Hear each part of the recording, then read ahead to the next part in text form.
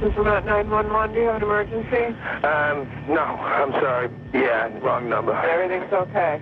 Yeah. Okay. All right. Thank you. No, everything's not okay. What's the problem there? I tried to kidnap a man today and take his car. And I didn't want to hurt him, and I almost did, and I'm sick of it. I know I'm going to go to waste the rest of my life, but it's better I'm in there than out here. Because if I'm out here, I've got a problem.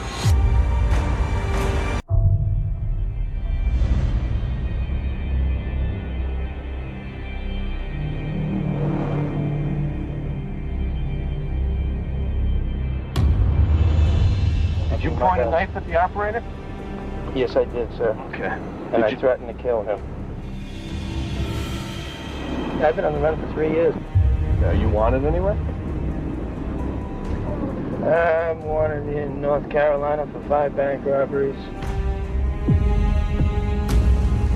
I'm also wanted in New Hampshire for murder now.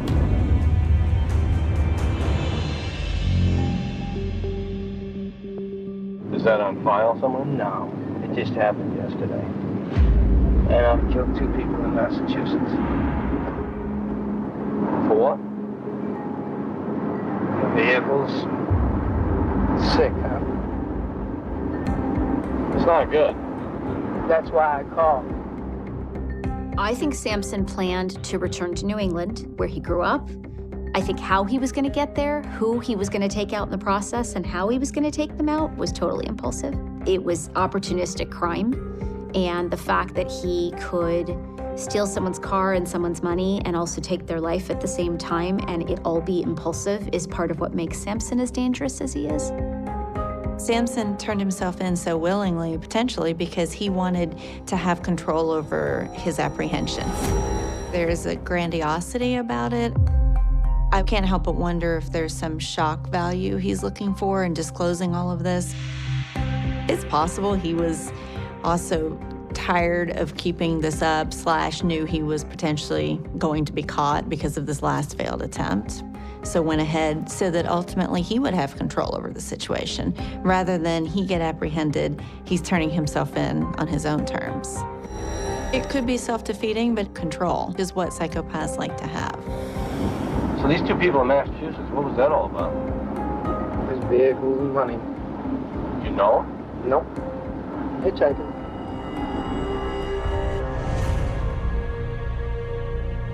Use a knife like you did here to gain control? Yes. You know the names of any of the people you killed? No.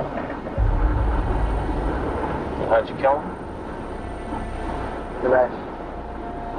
Slit the throat. One body I know they found already. I read that in the newspaper. Cried for about 2 hours. I don't think he was crying. I have a very difficult time believing that a psychopathic person like Samson is in touch with any level of emotion or empathy or regret or remorse. Why are you doing this? Why are you killing people? Do you know? Not really. I guess now that this is all over, I have to sit down and figure out why.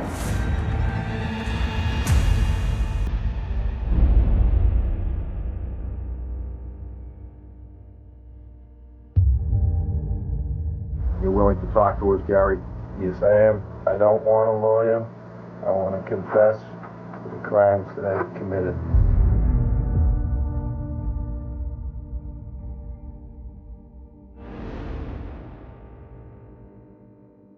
I was walking, and I walked about probably 15, 20 miles at that time.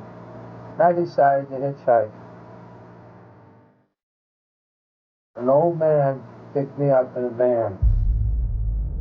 Talked to him for a few minutes.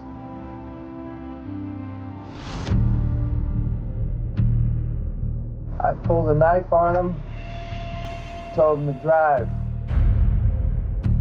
So what I was gonna do was I was gonna take his van, I was gonna take any money he had on him, I'll tie you up, and I'm gonna be on my way.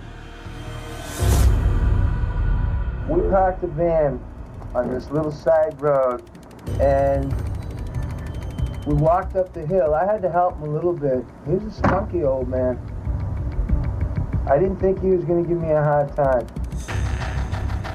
I went to take my belt and put it around his wrists, and he shoved me back and went to push me, and I stabbed him once in the back. And then I stabbed him in the heart, in the lungs, in the chest.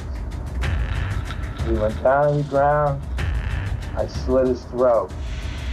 Why? I do not know.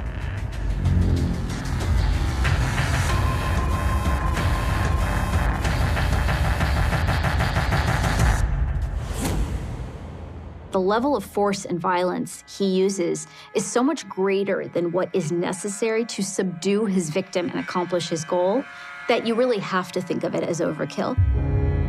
This is a killing that reflects rage. It doesn't reflect an instrumental desire to just get rid of this guy and then grab his car. I mean, he really did him in. So the question is, why? I found a $100 bill, his wallet, everything. My shirt was covered with blood. I almost got sick, but I didn't. I took some soda to wash some of the blood off, and I started walking down the road. I'll find something to pick me up. I've already committed one murder. I'll steal a vehicle, and I'll kill them if I have to. I went to the beach, washed up a little bit more, went and got some alcohol, and went out to Brooks Beach, and sat there on the jetty and drank a 12-pack of Natural Light and a pint of rum. And I slept on the beach. I don't have any remorse at this time because I haven't actually figured everything out what I've done. The typical individual would feel remorse about the outcome of somebody dying, regardless if you knew why you did it or not. He is trying to intellectualize why he did what he did. That's striking in and of itself. And one of the key traits of psychopathy is a lack of remorse, which he very clearly has here a week later. Still saying, well, because I don't know why I did it, therefore I can't feel remorse. I believe him when he says he has no remorse. Psychopaths get the idea that this is what people or society would expect of them for doing something bad. But they just say, I don't feel it. There's something defective in the wiring. You know, there's no doubt about it.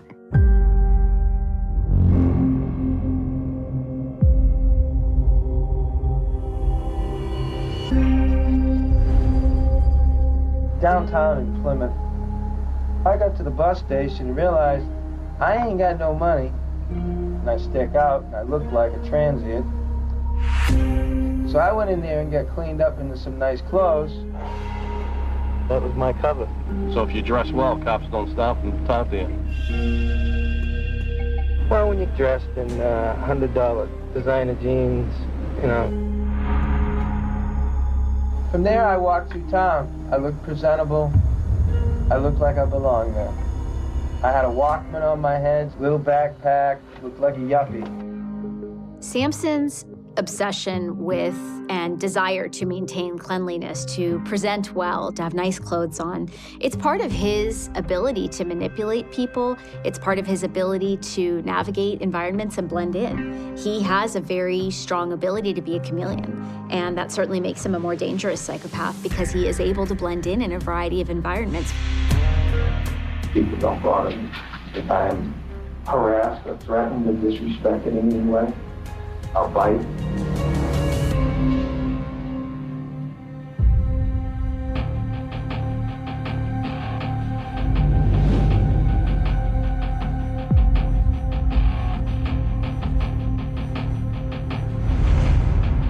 coming from work.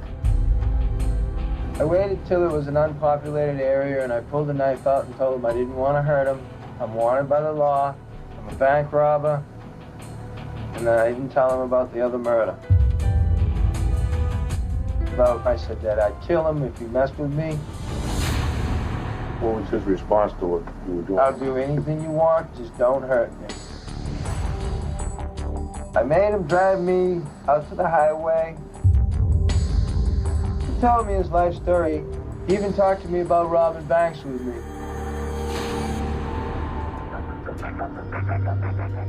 I made him go out into the woods with me. I sprayed him with awe to make him think that I wasn't going to kill him. Though it was premeditated, I planned on killing him. I needed the vehicle for a long period of time. And I tied him with his hands behind his back to the tree. He's trying to essentially seduce them and make them feel comfortable, despite the fact that he knows he's going to kill them. So it's manipulative, it's smart, and I think it reveals a level of sadism too, because he knows what he's going to do. So interestingly, he doesn't have to frighten them and terrorize them. His notion of what he's going to do does start to speak to maybe some compulsion that is now starting to emerge, that there's a ritual, there's a script on how this is supposed to go.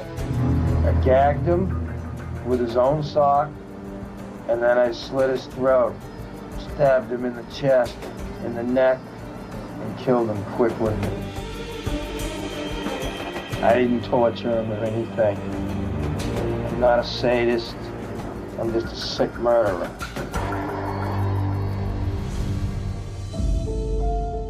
It seems clear to me that Samson has more sadistic fantasies than he's willing to let on, while he identifies himself as someone who is not a sadist.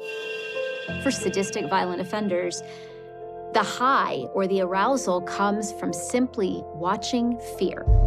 And for Samson, if this is early in his experience with sadism, over time, what I would expect is that he's going to need more to get that same high. I took his life, and I was covered in blood. Again, I had a bottle of soda.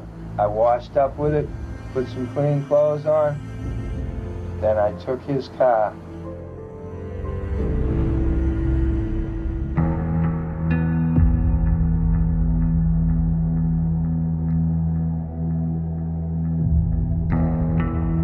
I had to see my son.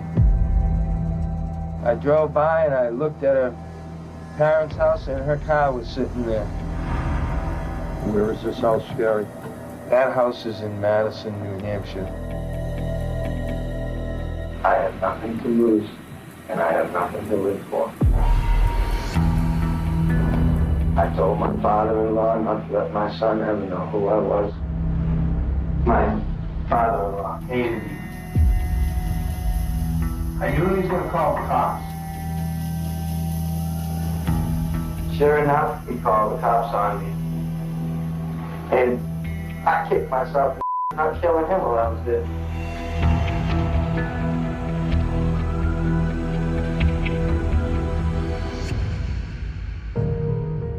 I should have killed him. I would have decapitated him.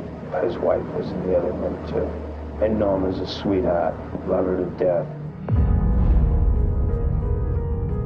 I won't hurt a woman. Why is that, Gary? I guess growing up in prison, I've just always been around men. And I look at it, my mother, my children, I guess I got something within me that ain't that bad.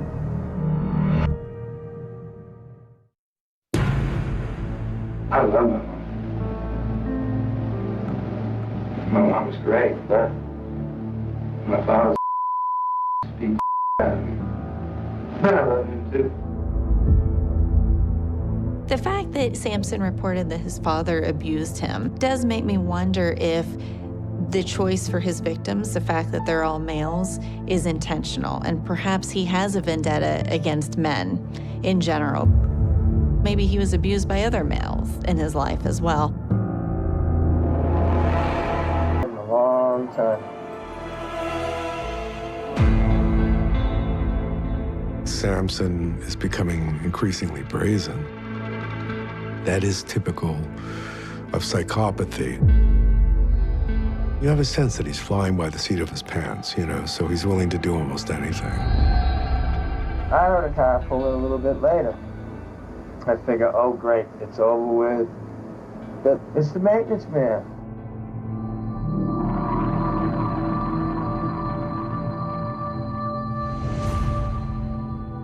He says, well, who are you? I says, well, I'm a friend of the family's. So he says, well, I gotta get in there. Get downstairs to get at the lawnmower. I says, well, come on in here. I was looking at his car. I'm like, I'm gonna get rid of this car and get another car. He came in the house. I pulled a knife on him. I said, all right, I'm gonna tie you up. He says, okay. I tied him up. What was he saying to you? Are you gonna take my car? Yes, I am. He says, you gonna kill me? I says, nah, I ain't gonna kill you.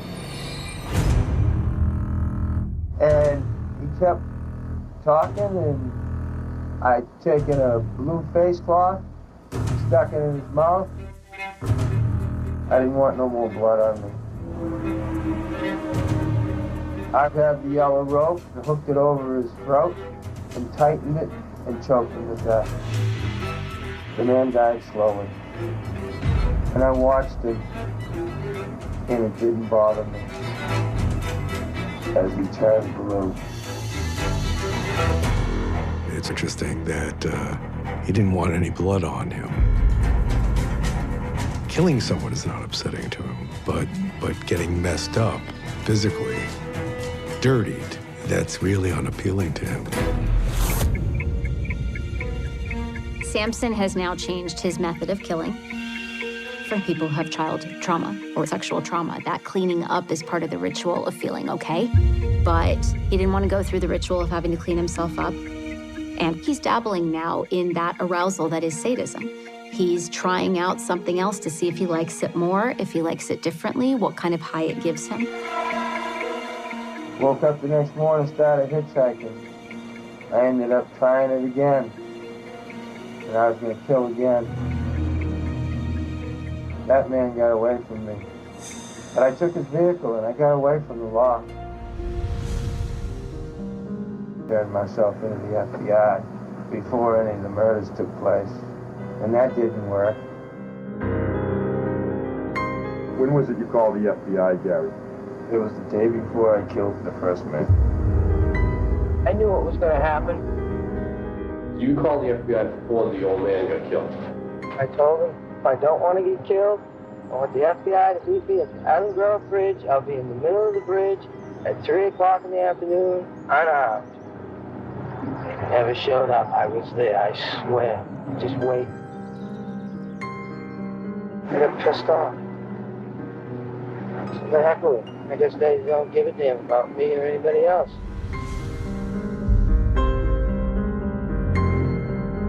He blames the FBI.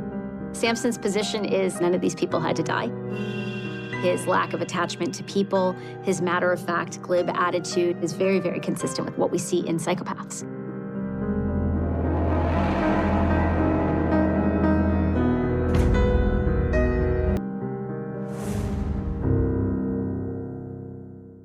I wish I could share with you guys what he told us, but it's unspeakable. It's unspeakable.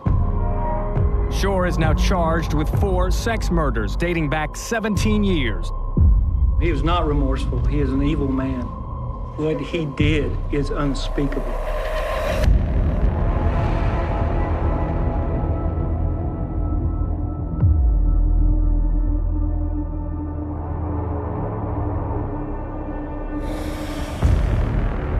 People are defined by their actions. Well, I've done a lot of good things in my life, but I've also done a lot of bad things. Each victim was strangled with a ligature wire, sexually assaulted. It was new technology at a DNA lab in Dallas that 1 week ago linked Anthony Shore to one slave.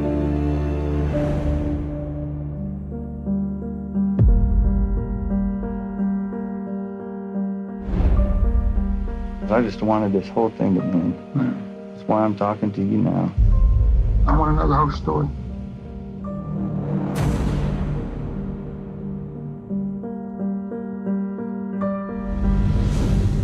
I had a wife, I had 2 daughters, living in this nice neighborhood. I was working as a marketing representative. Every morning, I'd leave and go to work. One morning, this girl comes up and asks me for a cigarette while I was at the stoplight. I asked if she needed a ride, and I gave her a ride. I started giving her a ride on a semi-regular basis. She and I became more than friends. She and I became involved just in the sense of kissing, and that's not right. It's sick in the head because I understand she was not of age. He starts off by providing his credentials as kind of Joe citizen, you know, with a wife and kids. And then says, on the other hand, I'm cultivating a relationship with a minor. The notion that they became friends or more than friends is kind of ludicrous. Shore is engaging in grooming behavior, what we think of classically with pedophiles, where they are courting their victims and they're building a sense of security and trust with their victims so that they can go on to victimize them. One day she saw me and asked me for a ride. I wanted to get more involved in just the kissing and stuff. And I undid her bra. Everything got out of hand. She freaked out. I said, no, this ain't going anywhere. She threatened to tell on me, you know, that I was a sick. And I had a life, and I just couldn't see it all thrown away. I panicked, and I didn't know what to do. And what happened? We got into a fight. I tried to knock her out. I took this cotton cord, and I tried to make sure that she would never, ever tell anybody. And I strangled her. And the cotton cord broke more than once. My fingers up. This description about his injured finger is really a very blunt and obvious example of how narcissistic Anthony Shore is. This is not a surprising trait to see in individuals who are psychopathic. He suggests that he did it because he panicked. But there's something that doesn't sit quite right in his narrative because he had something to strangle her with. And so I don't buy it. I think he was fantasizing about killing this poor young woman, and that part of his sexual thrill is befriending the women. So I drove up behind the Memphis, and I pushed her out of the car. Nobody ever came talk to me. Nobody ever came and arrested me. I tried to appear normal the best I could for months. Promised myself nothing like this would ever happen again. He recognizes that he could be accused of rape and kidnapping. And he doesn't want to have this nice guy image blown. The fact that they never came looking for him was probably a more powerful reinforcer for it to happen again. Because, gee, if you can get away with this kind of thing, maybe you'll give it another shot. I had crazy thoughts. I don't know if you call them demons. People talk about voices in your head. It's almost like my own voice, like it's a demon. And I'd see some girl walking and I'd invite her. And then I'd have fantasy trips. One girl that I picked up once was a prostitute. I didn't pay for anything. She showed me some stuff. And nothing happened. Because there was no fear, there was no need to overtake and prey on his victim, he wasn't aroused. His sexual arousal may be linked to the thrill of the chase, the thrill of pinning down victims who are scared, who are fighting. And the more they fight, the more he both becomes sexually charged and aroused, but the more angry he becomes also.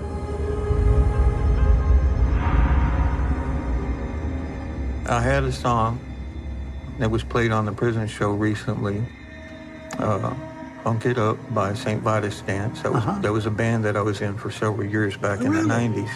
You're a musician guy? Yeah, musician. I was a keyboardist. The basic gist of the poem that I wrote when I first got to death row, and it still applies today, is that, there should be a rockin' band. Dying is easy. It's living that's hard. Everyone gets a one-way card. So when I'm dead and on my way, tomorrow's just another day. And it is for all of us.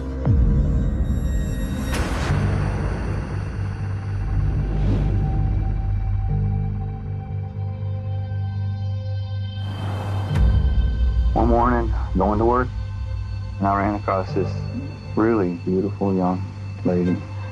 She told me her name was Carmen, and she didn't take rides from strangers, and she didn't speak in English. And one morning, it was light, misty rain, and she took a ride. There were other occasions I gave her a ride. And I became friends with her best I could, trying to bone up on my Spanish so I could flirt with her and stuff, and lied that I was single and trying to make a relationship happen.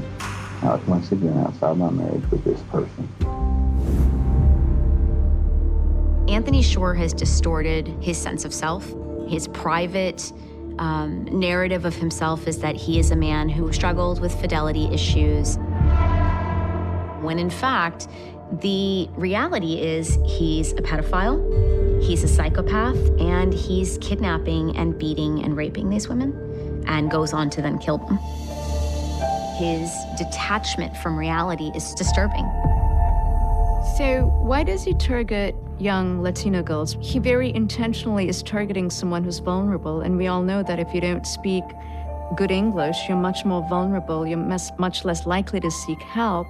Psychopaths go after vulnerable people because they don't want to be caught. One morning we pulled in behind the Dairy Queen, and both amenable to a kiss. And when I pushed it further, it got out of hand and she freaked out. She even said, "Hey, man, not this way. I love you, but not this way, not here." I opened her blouse and she was resisting. Then I had this sick consumption that I wanted to possess her.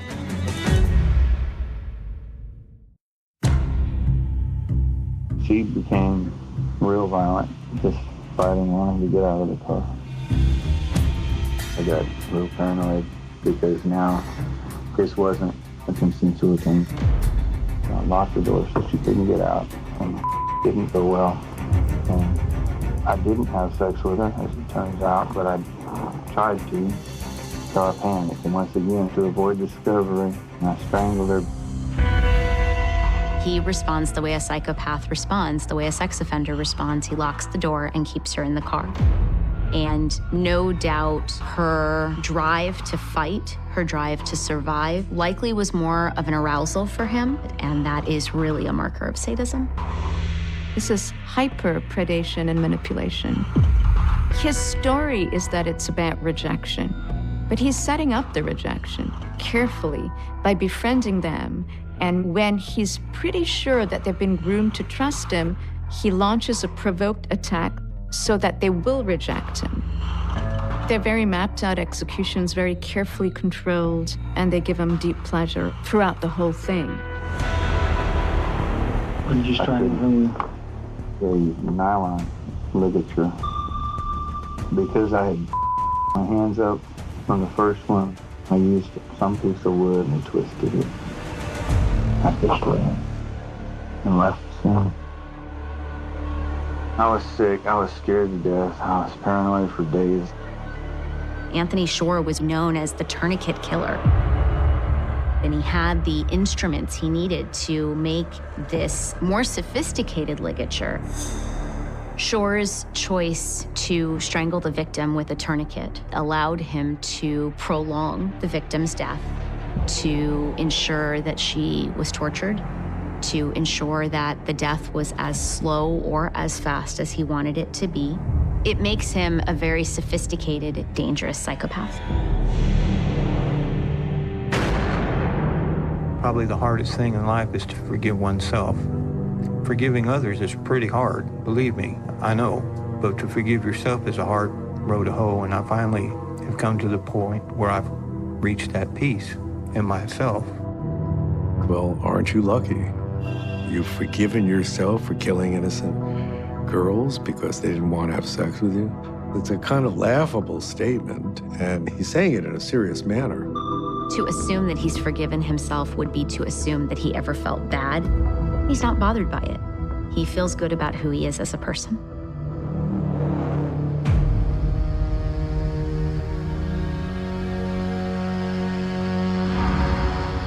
I wanted to prove to myself that I didn't have to take a life.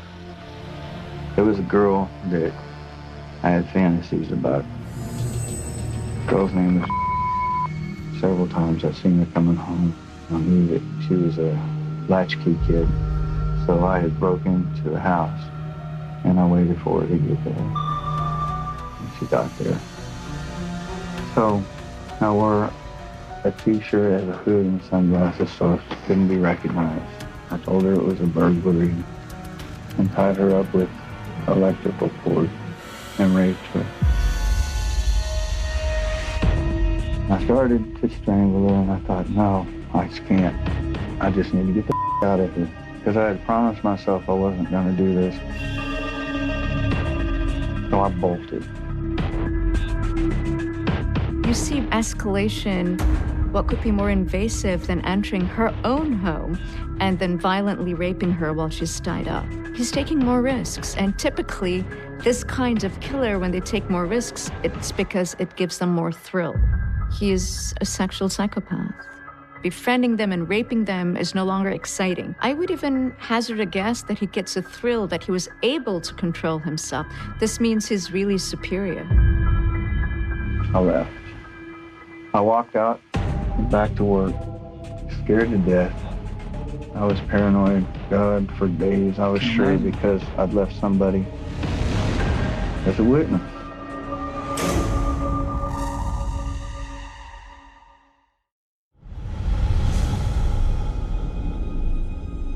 Even though we live back here on death row or behind these walls, there's still a quality of life to be had that is beautiful. I'm not saying there isn't a lot of chaos and despair, but I'm saying that ultimately it has to do with the choices you make. I make good choices.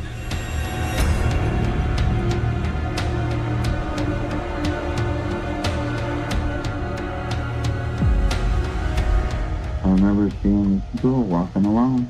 There was a parking lot and I pulled in. And I talked to her and she was friendly.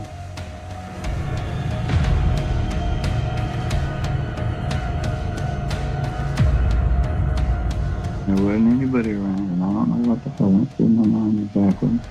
I just picked her up and threw her in the van and nobody saw it. I remember using duct tape to bind her hands and feet. And I told her to be quiet. I tried to have sex with her, but it wasn't happening. Strangely, she fought like hell. He's getting more impulsive, but he's also getting more bold in the crimes that he's committing, because now he's just snatching children off the street. He's not even trying to engage in grooming behavior. And he's also given into the idea that he's going to kill the victims. He's gotten comfortable killing. His sexual perversion runs deeper than is suggested by the previous victims. This is really, a preteen, a latency-age kid. So it really reflects depravity. I knew I couldn't just let her go because obviously she's gonna go tell. So I did the literature. I just thought, God, you sick. What the hell is wrong with you? Know this, I would love to get a stay. I would, that would be awesome. But at the same time, I'm ready for what happens next. It's kind of like when you get to the front of the line at the roller coaster ride. I'm excited to find out what happens. Most of us don't have the privilege of knowing when it's going to happen so they don't prepare. I've had time to prepare and think about this.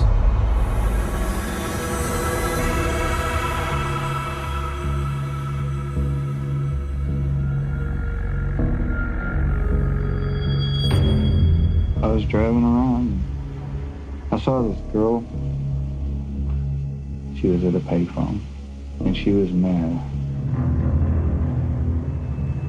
She started storming off. I just said, "Hey, would you like a ride?" She says, "Man, I'm going to see my boyfriend somewhere."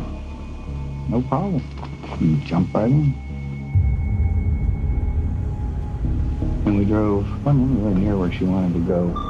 So I thought, hell, I'm gonna go for it. Go in this parking lot, and I started hitting on her, and she was jokingly, no, I got a boyfriend.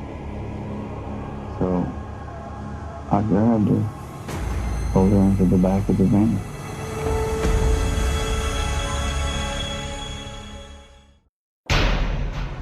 She fought.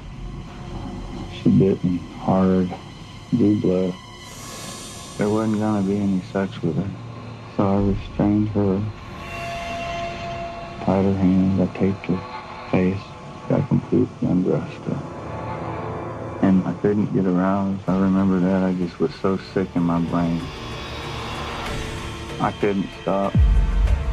And I used a twisted nylon rope. This is a killer who likes watching his very young victims give up, lose hope, suffer, and watches the light fade from their eyes. He's a very, very cruel man. His impulsivity was starting to spiral out of control. I think he was worried that he was losing control of himself. I drove and drove and drove and drove. I was way the hell out.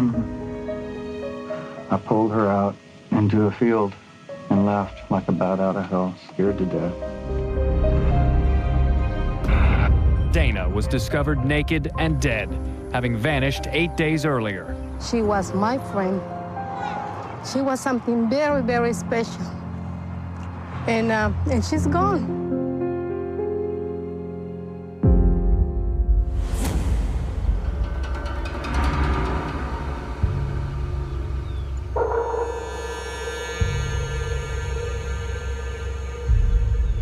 One of his daughters finally got up the courage to talk about the molesting history. He would feed his daughters hot chocolate and was drugging them.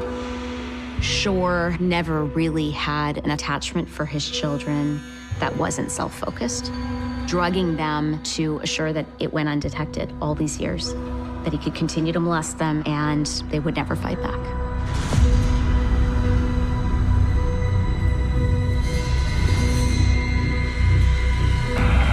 The man now charged with the crime, 41-year-old Anthony Allen Shore. Investigators say he confessed to carrying out 4 sex slayings.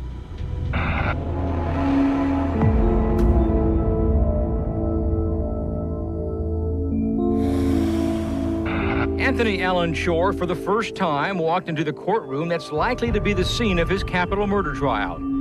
The killings occurred over a 9-year span.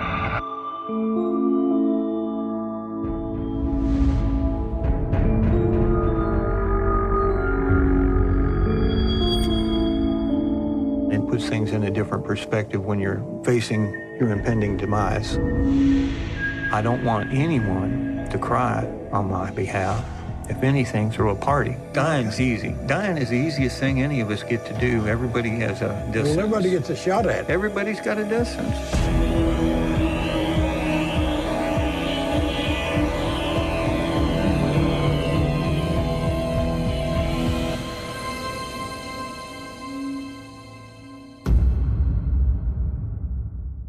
In the quiet town of Windsor, Connecticut, there once stood a place that promised something every aging person hopes to find in the final chapter of life: comfort, dignity, and peace. It was known as the Archer Home for elderly people and chronic invalids, a private nursing home where elderly men and women could spend their remaining years surrounded by care instead of loneliness. The house appeared welcoming, its reputation built upon kindness, compassion, and the reassuring presence of the woman who managed it. To many residents and neighbors, she was known simply as Sister Amy. She spoke softly, presented herself as deeply religious, and devoted her days to looking after people who could no longer care for themselves. Families believed they had found someone they could trust. Elderly widows and widowers believed they had finally found a place where they would not have to face old age alone. Yet behind that image of compassion lay one of the most disturbing criminal cases in early 20th century America. Over the course of several years, an extraordinary number of residents died under Amy Archer Gilligan's care. Most deaths appeared ordinary. After all, the residents were elderly, many suffered from chronic illnesses, and medicine at the time lacked many of the diagnostic tools that exist today. Death was expected in places like Archer Home, but eventually, a pattern emerged that was too unsettling to ignore. Healthy residents became violently ill without warning. Men and women who had appeared cheerful only days before suddenly developed severe stomach pain, uncontrollable vomiting, and debilitating diarrhea. Within a remarkably short time, many of them were dead. Even more troubling was another recurring detail. Time after time, Amy Archer Gilligan benefited financially from the deaths of those entrusted to her care. Wills had been rewritten, insurance policies named her as beneficiary, property changed hands, savings disappeared into her accounts. Years later, investigators would ask a question that forever changed the history of the quiet nursing home. Were these merely tragic coincidences, or had the sanctuary become the setting for calculated murder? This is the story of Amy Elizabeth Archer Gilligan, a woman whose name would become permanently associated with one of America's most infamous poisoning cases. It is also the story of vulnerable people whose final years were meant to be protected, but who instead became part of a mystery that still raises questions more than a century later. Before examining the investigation, the exhumations, and the courtroom battles that eventually followed, it is important to understand the woman at the center of the case and the world in which she lived. Amy Elizabeth Duggan was born around 1868 or 1869 in Connecticut to an Irish immigrant family. America, during the late 19th century, was changing rapidly. Industrialization was transforming cities, immigration was reshaping communities, and many working families struggled to establish stable lives in an increasingly competitive society. Irish immigrants, including Amy's family, often faced prejudice while attempting to build better futures for themselves and their children.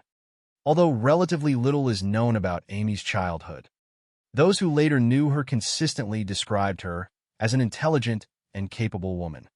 She possessed strong interpersonal skills and was regarded as someone who could earn the confidence of others with surprising ease. She also demonstrated a practical understanding of money and business, qualities that would eventually allow her to manage her own institution. None of these characteristics were unusual on their own. In fact, they likely contributed to the respectable public image she cultivated throughout adulthood. Sometime during the closing years of the 19th century, Amy married James Archer. Their marriage marked the beginning of an ambitious plan that reflected a growing need within American society.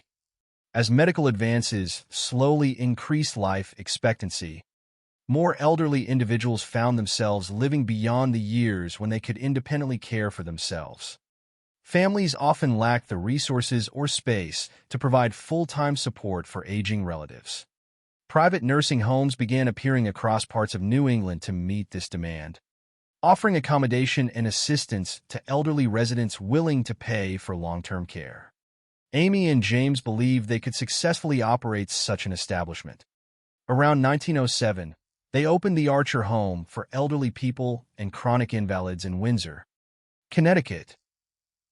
The facility was designed to accommodate older adults as well as individuals suffering from long-term illnesses. On the surface, the business appeared both compassionate and practical. Residents could either pay weekly fees or provide a larger payment in exchange for care during the remainder of their lives. For many elderly individuals who had no close relatives, This arrangement seemed reassuring. Instead of worrying about where they would live or who would care for them during declining health, they could settle into what appeared to be a peaceful home managed by a caring couple. Archer Home gradually developed a reputation as exactly that. Amy became known for her attentive manner and charitable appearance. She projected the image of someone devoted to helping society's most vulnerable members. Many residents reportedly trusted her completely. Some saw her not merely as an administrator, but almost as a member of their own family. That trust would eventually become one of the most significant aspects of the entire case. The financial structure of Archer Home created circumstances that investigators would later examine closely. Elderly residents sometimes transferred significant assets before or shortly after moving into the home. They rewrote wills, designated Amy as the beneficiary of insurance policies, or arranged for their property to pass into her control after death. At the time, these decisions did not necessarily attract suspicion. Many of the residents were alone. Some had no children. Others had become estranged from distant relatives or simply believed that the woman caring for them deserved to inherit what remained of their estates. Such arrangements were not unheard of in privately operated nursing homes during that era. Nevertheless, they established a financial relationship that would later become impossible to ignore. As Archer Home continued operating, residents came and went, and many inevitably died from age or illness.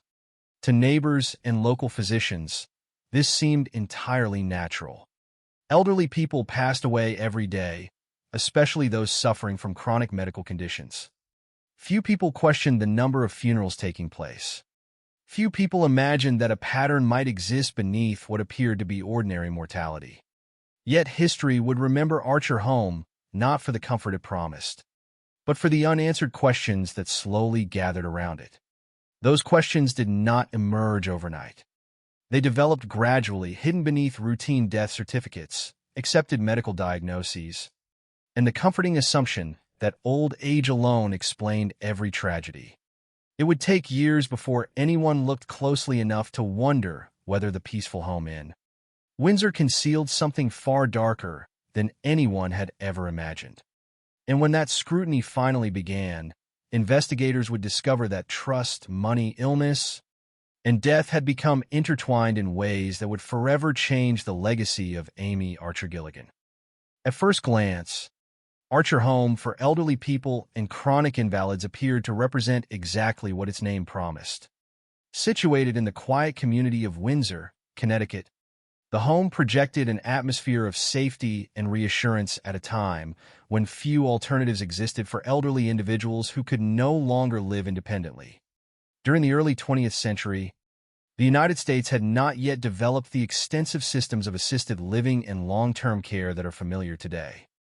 Families often carried the responsibility of caring for aging relatives, but illness, financial hardship, changing family structures, and geographic distance frequently made that responsibility impossible to fulfill.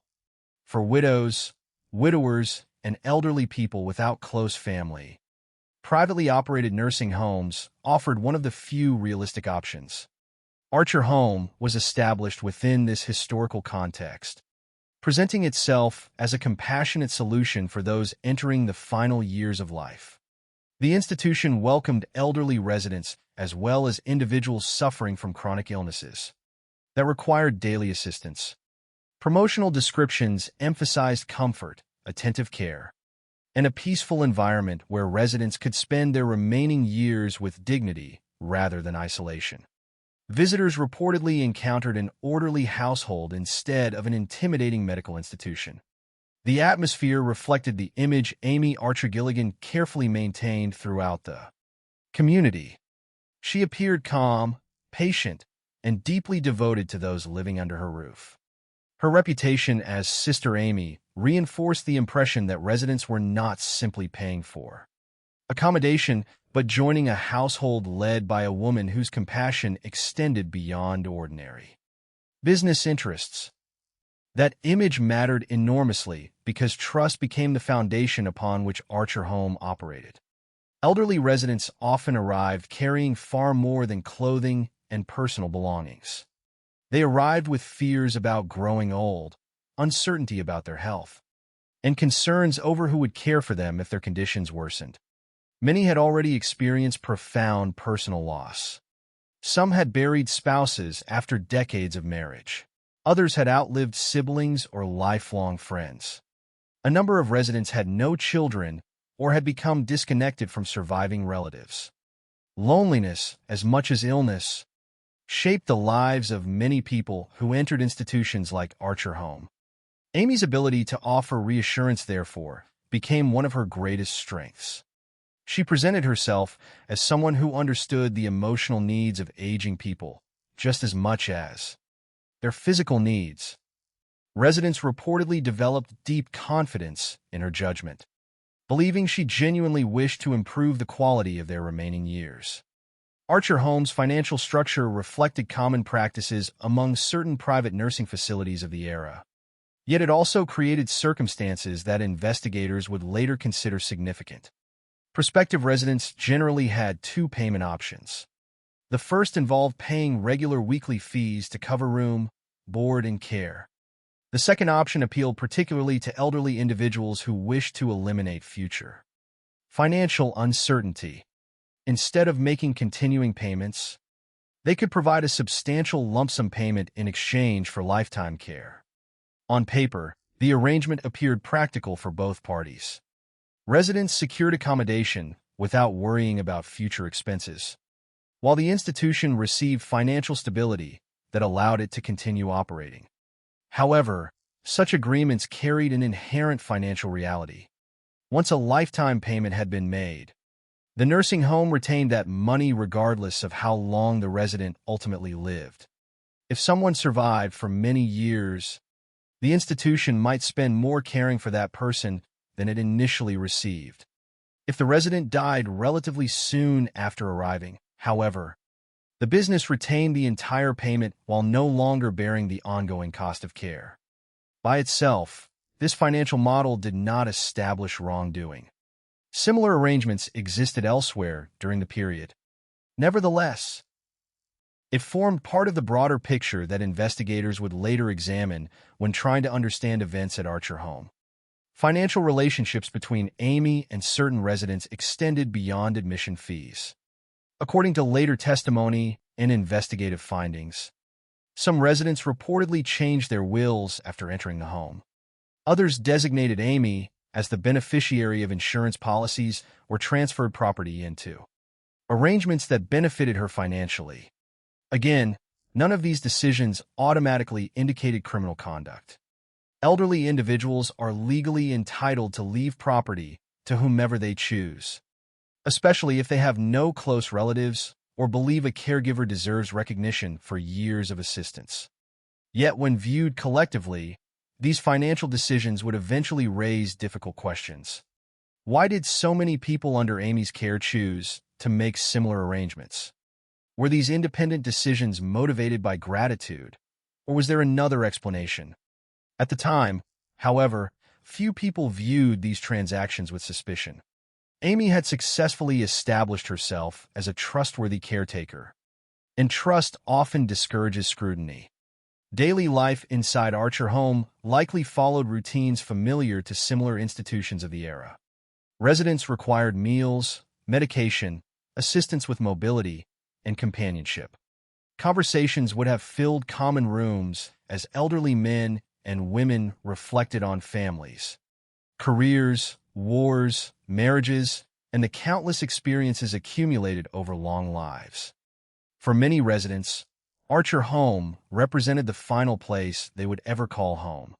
They expected stability, kindness, and medical attention appropriate to the standards of the day. Death itself was not unusual within such an institution. Given the age and health of many residents, funerals occurred with unfortunate regularity. Physicians frequently attributed deaths to natural causes associated with aging or chronic disease.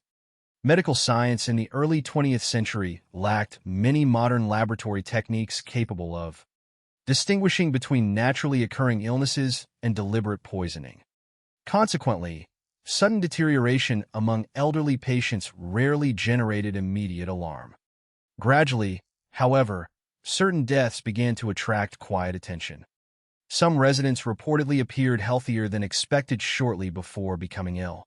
Individuals who had been walking, eating, and conversing without obvious distress suddenly developed severe gastrointestinal symptoms.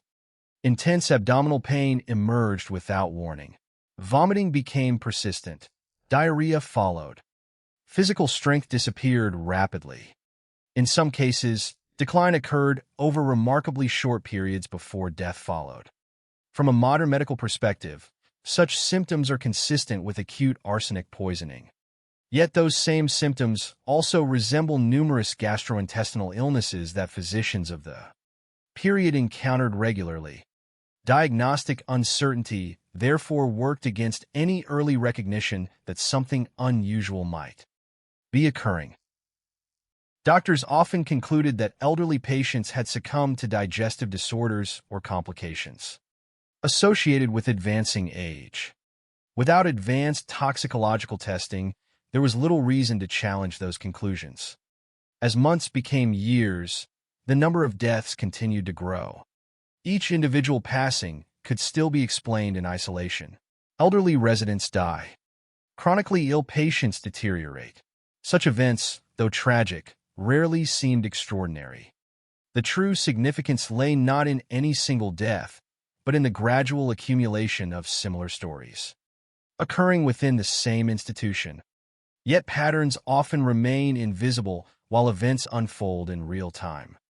Only later, when investigators examined records spanning several years, would the concentration of deaths appear striking. Even then, statistics alone could not establish guilt. Investigators would ultimately need evidence connecting financial benefit, repeated poison purchases, medical findings, and individual victims before they could begin constructing a criminal case. At this stage of the story, however, none of those pieces had yet come together. Archer Home remained open. New residents continued arriving, hopeful that they had found a secure refuge for the remainder of their lives. Amy Archer Gilligan continued managing the institution with the same composed public image that had earned widespread confidence. Neighbors still saw a respectable caregiver serving vulnerable members of the community. Families still believed they had entrusted loved ones to capable hands. Beneath that confidence, however, events were slowly unfolding that would eventually transform Archer Home from a symbol of care into one of the most infamous locations in the history of American true crime. The questions that would later define the case had not yet been asked. But with every unexpected illness and every quiet funeral, those questions were drawing closer to the surface, waiting for a single death that would finally compel someone to look beyond appearances. Death was never an unexpected visitor at Archer Home.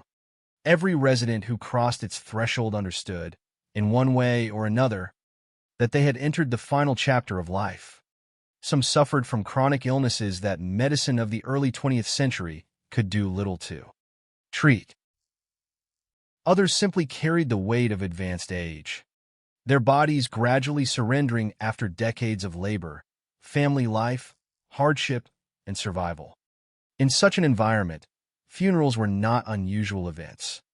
They were accepted as an unfortunate but inevitable part of operating a nursing home. Physicians expected elderly patients to deteriorate. Neighbors offered condolences, church services were held, and life continued.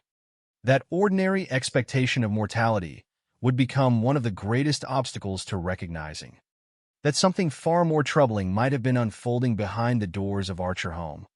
During the years following the home's establishment around 1907, residents continued to arrive seeking stability and compassionate care.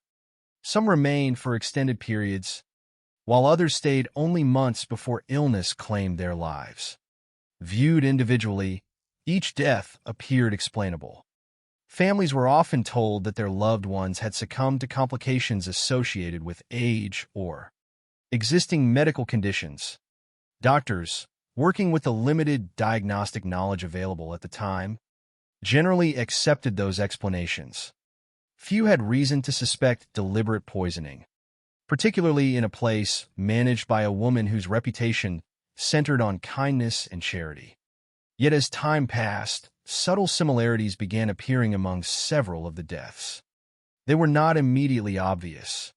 No single symptom or circumstance alone would have convinced anyone that a crime had occurred. It was only when multiple cases were considered together that a pattern slowly emerged. According to later investigations, several residents who had seemed relatively stable suddenly experienced violent episodes of illness.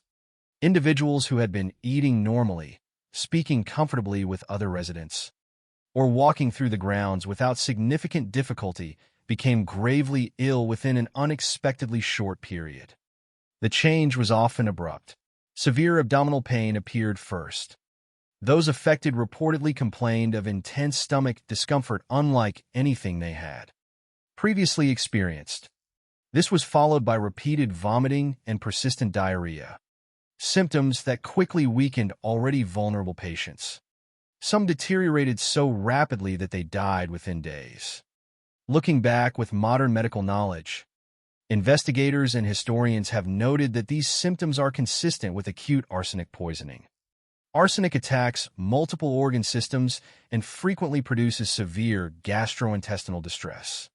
Victims may suffer intense pain, dehydration, weakness, and eventual collapse. However, this interpretation must be understood within the context of the era. During the early 20th century, physicians lacked sophisticated laboratory testing capable of routinely identifying toxic substances in living patients. Symptoms resembling arsenic poisoning could easily be mistaken for common digestive illnesses, food poisoning, or complications arising from existing health conditions. Medical records from that period often reflected exactly those conclusions. Consequently, what today might prompt immediate toxicological testing instead appeared to many doctors as an unfortunate but natural decline. The residents themselves had little opportunity to question what was happening. Many were elderly and already coping with chronic medical problems. Sudden illness, while frightening, may have seemed to them like another unavoidable consequence of aging. Those who recovered from temporary sickness would continue their routines. Those who did not were mourned, buried, and gradually became another name in the home's records. Families, too, often accepted official explanations. Few possessed the medical knowledge or resources necessary to challenge physicians' conclusions. Trust in caregivers remained strong, particularly when those caregivers had built reputations for compassion. Amy Archer Gilligan continued to embody that reassuring image. Publicly, she remained the attentive administrator overseeing the daily needs of vulnerable residents. Nothing about her outward appearance suggested that authorities should look more closely at the deaths occurring under her supervision. The apparent normality of daily life at Archer Home therefore concealed growing questions that no one had yet fully articulated. Exactly how many residents died during those years has remained a subject of historical debate. Amy Archer Gilligan was ultimately convicted of only one murder, and that legal reality remains central to understanding the case accurately. Nevertheless, investigators examining the nursing home's history became concerned by the unusually high number of deaths recorded over several years. Contemporary investigators suspected at least 5 poisonings, while some later historical studies suggested the total number of suspicious deaths may have ranged between 40 and 60. Those higher estimates, however, have never been proven in court and remain historical speculation rather than established fact. Distinguishing between proven evidence and later interpretation is essential because the passage of time has inevitably blurred certain details. Many medical records were incomplete by modern standards. Some potential evidence disappeared with the passing decades.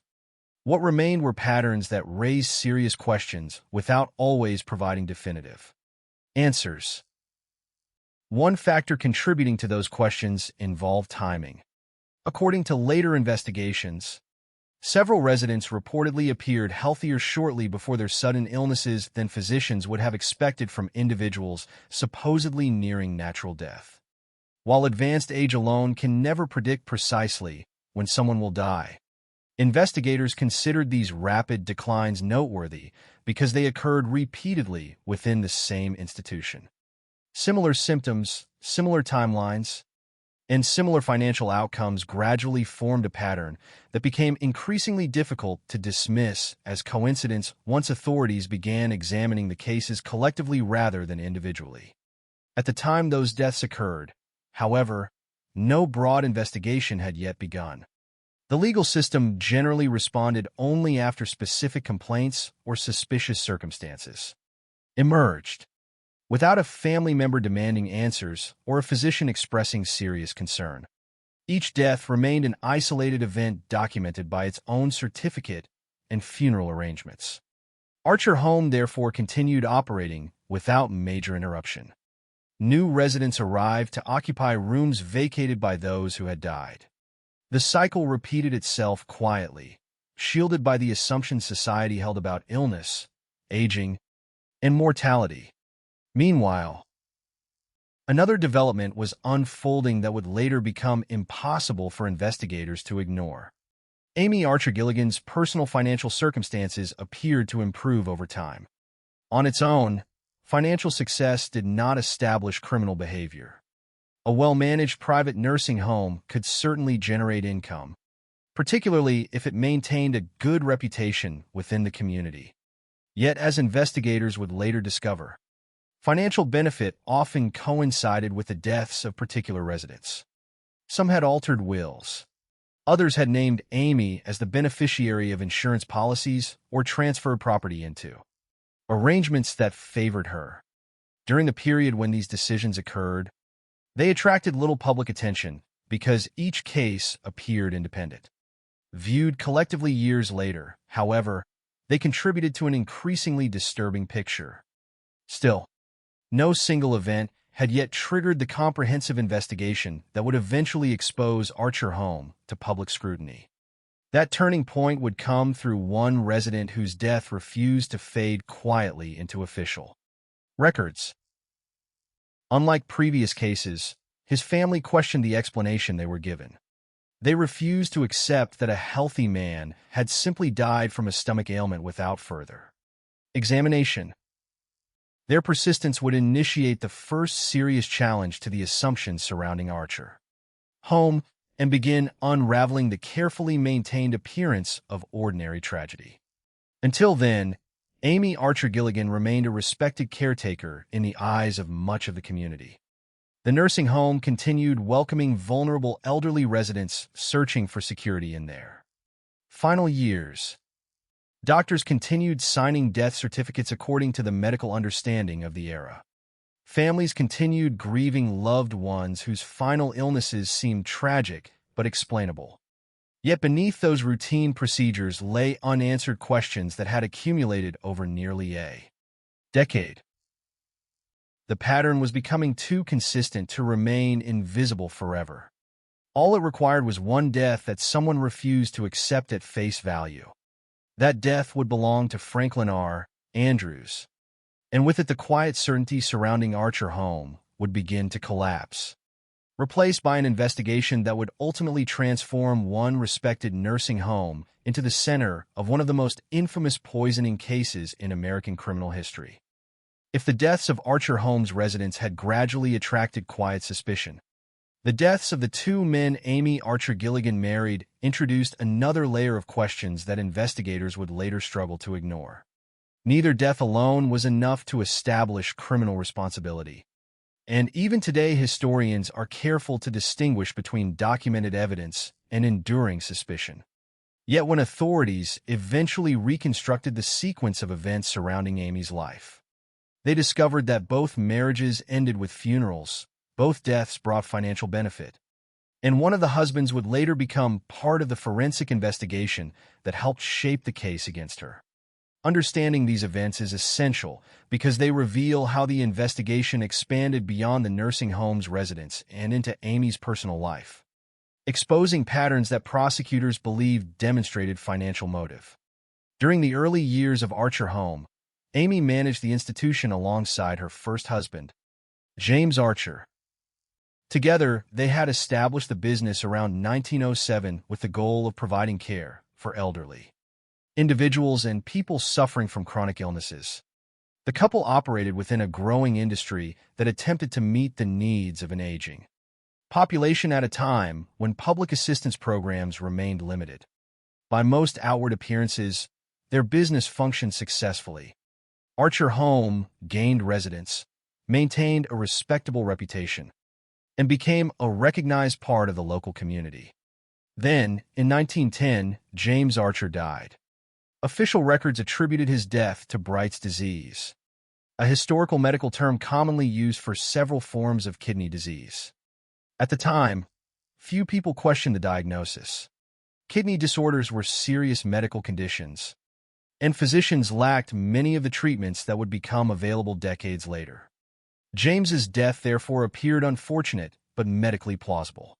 Amy, now a widow, continued operating Archer Home.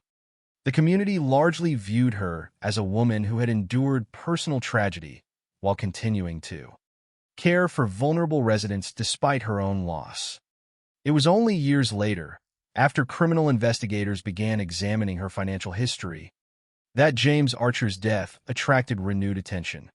Authorities discovered that Amy had purchased a life insurance policy covering her husband shortly before his death.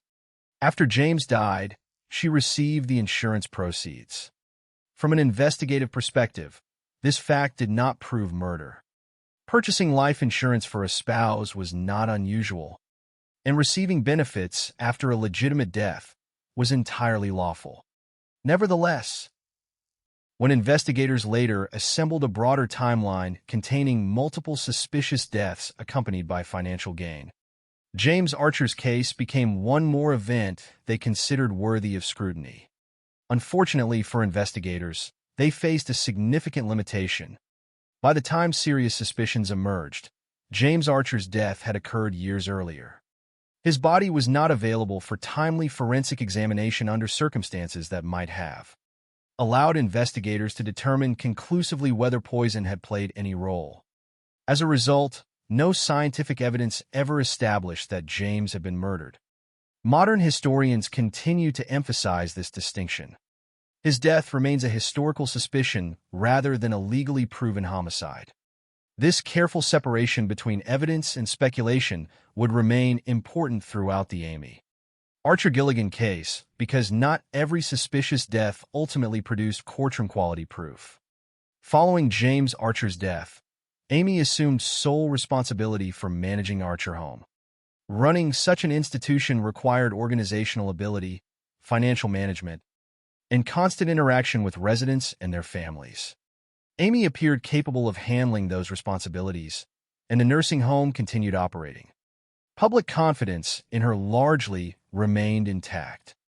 There was little indication that authorities or neighbors regarded her with suspicion during this period.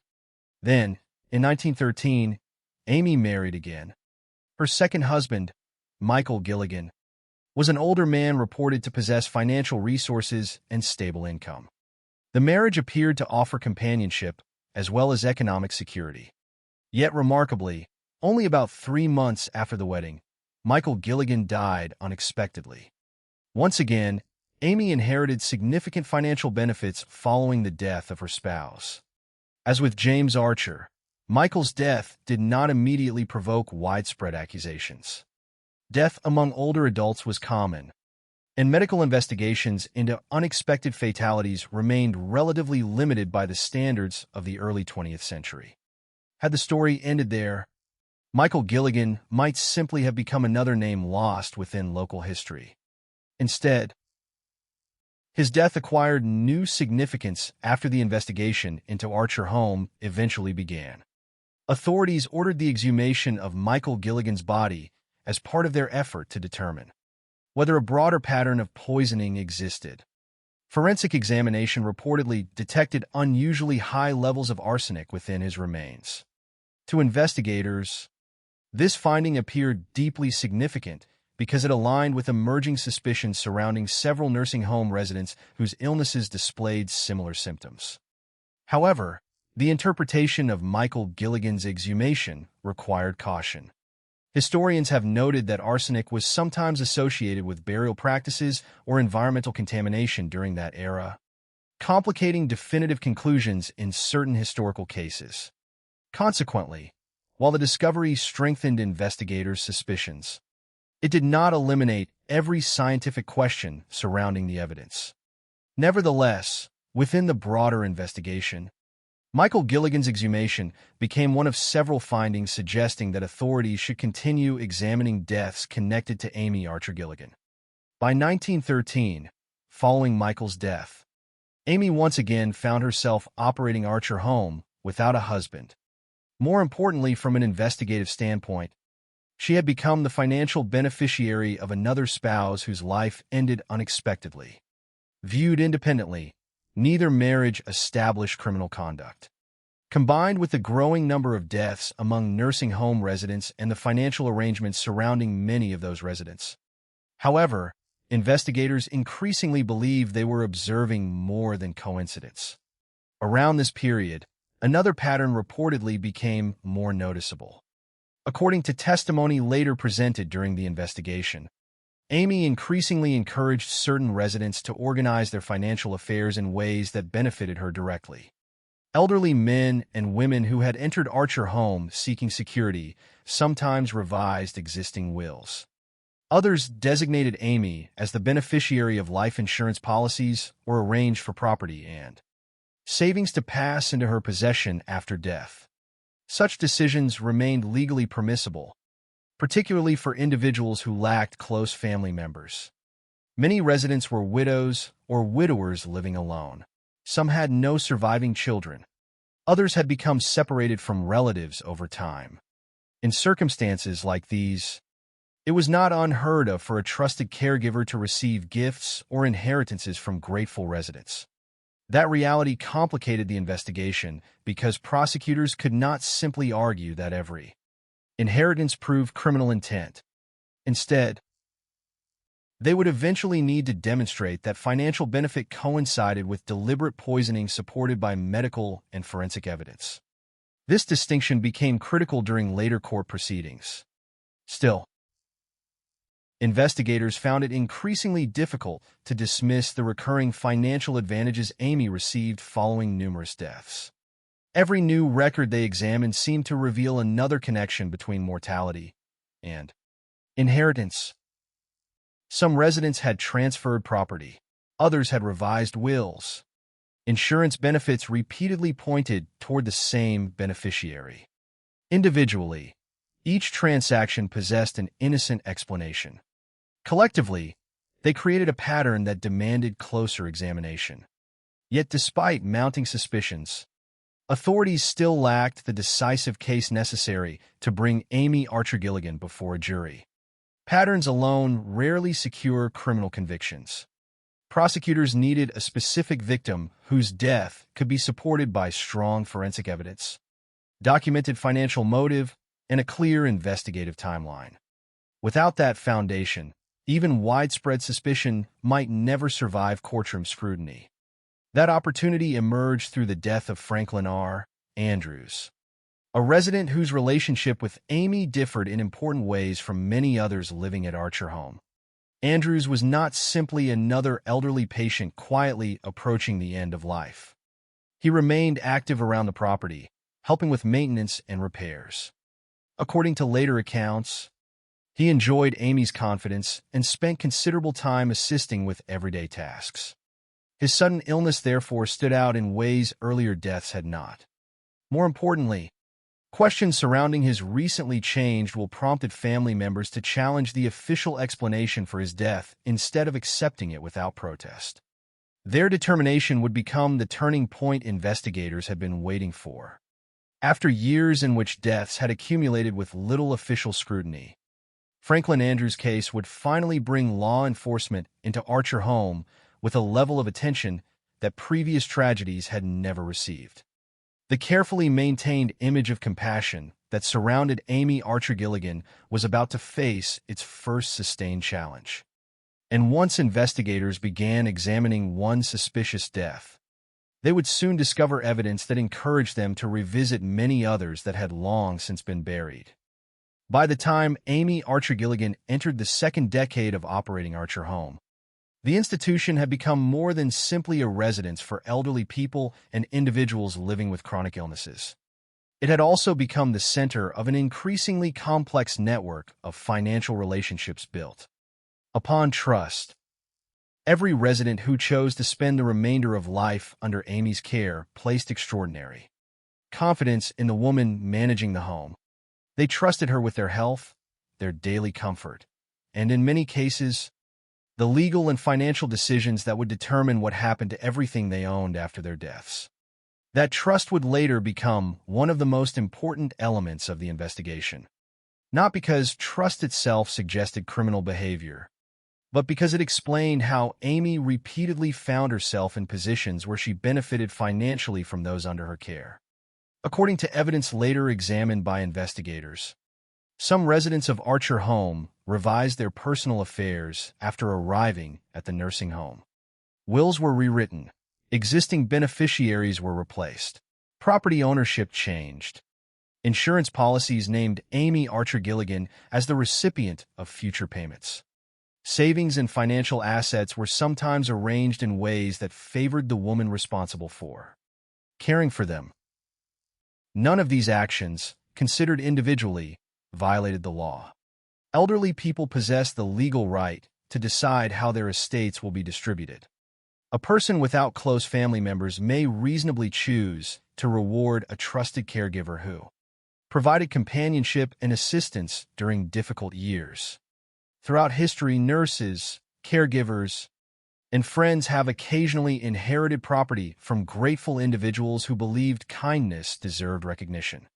For that reason, the existence of these financial arrangements alone could never establish criminal intent.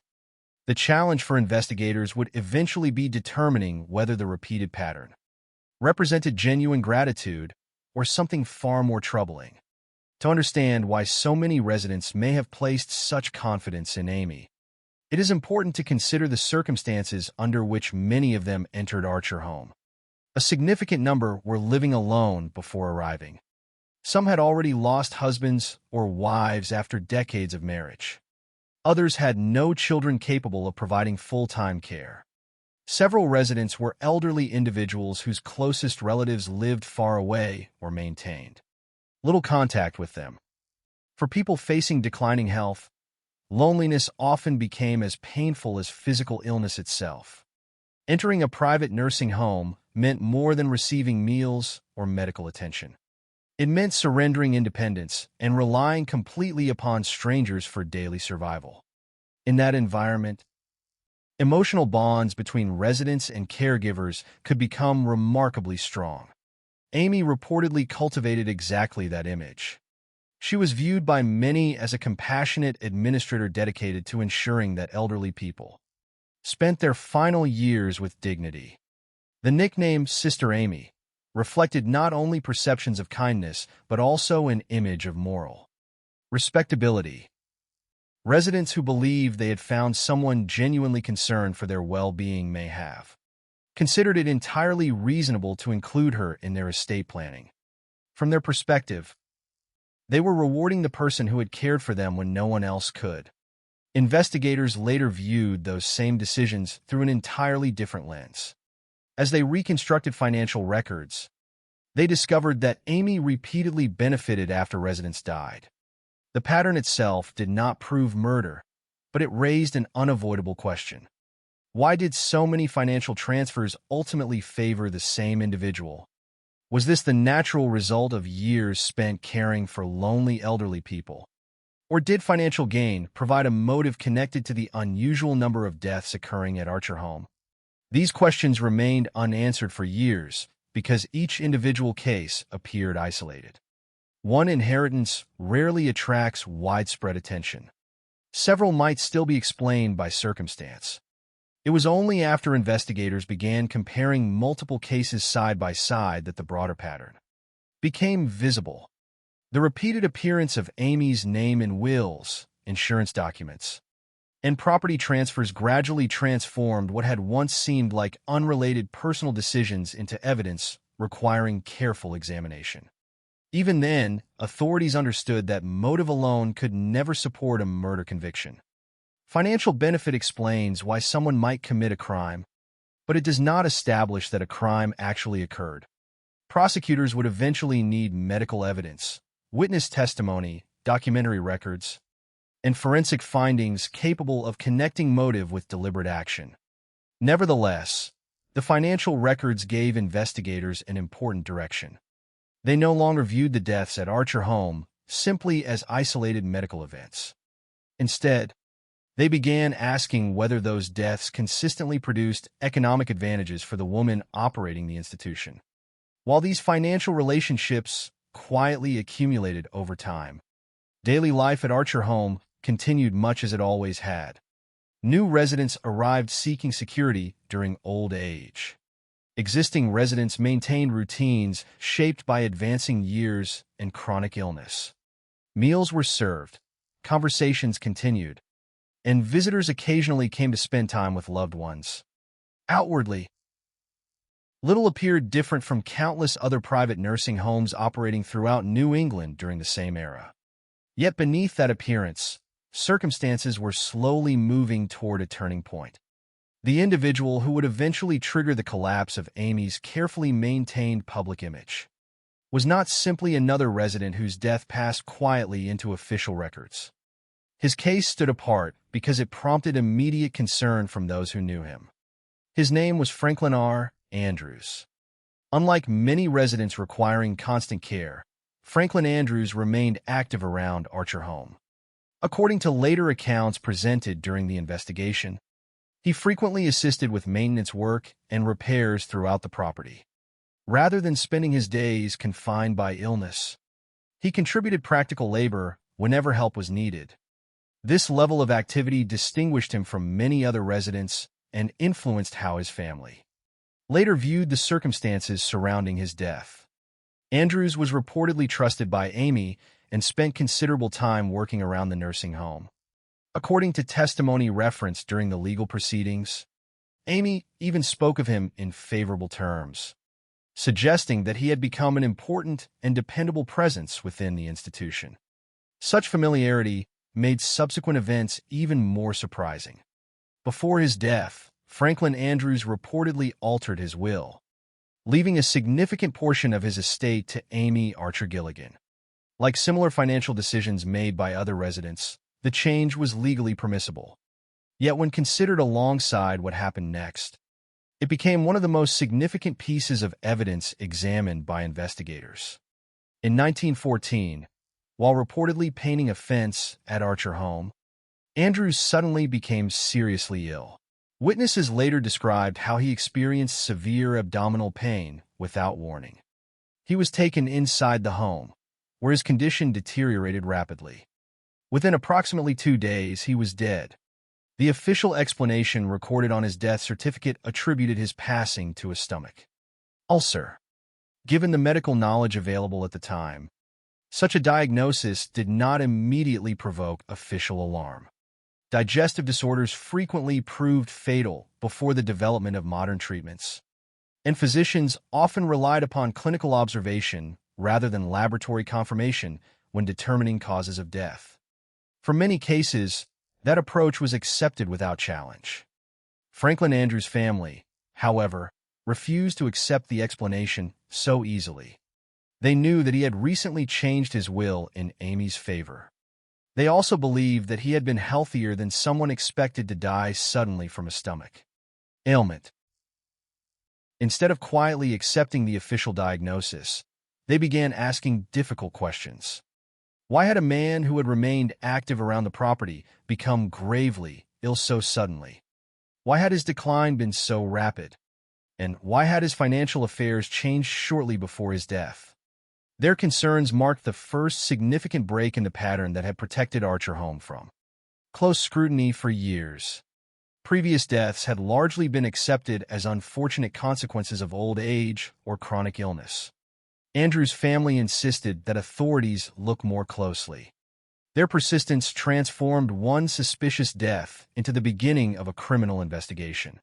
What initially appeared to be a dispute over a single estate would soon expand into something far larger.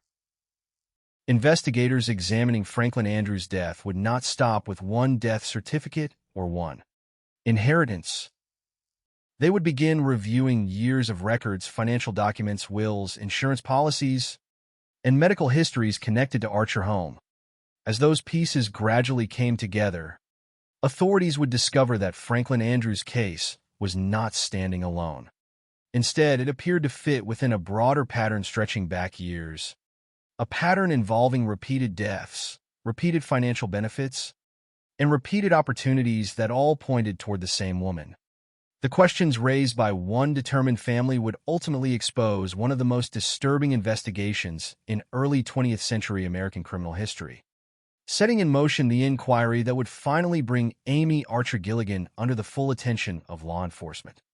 The death of Franklin R. Andrews marked the moment when years of quiet suspicion began to transform into a formal criminal investigation.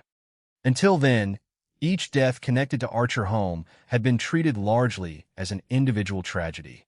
Physicians certified causes of death according to the medical knowledge available at the time. Grieving families buried their loved ones, and life in Windsor continued without sustained public scrutiny. Andrews' case was different because his family refused to allow it to disappear into routine paperwork. They believed too many details failed to make sense, and their determination to seek answers forced authorities to examine not only one death, but the entire history of Amy Archer Gilligan's nursing home. Franklin Andrews had become a familiar presence around Archer Home.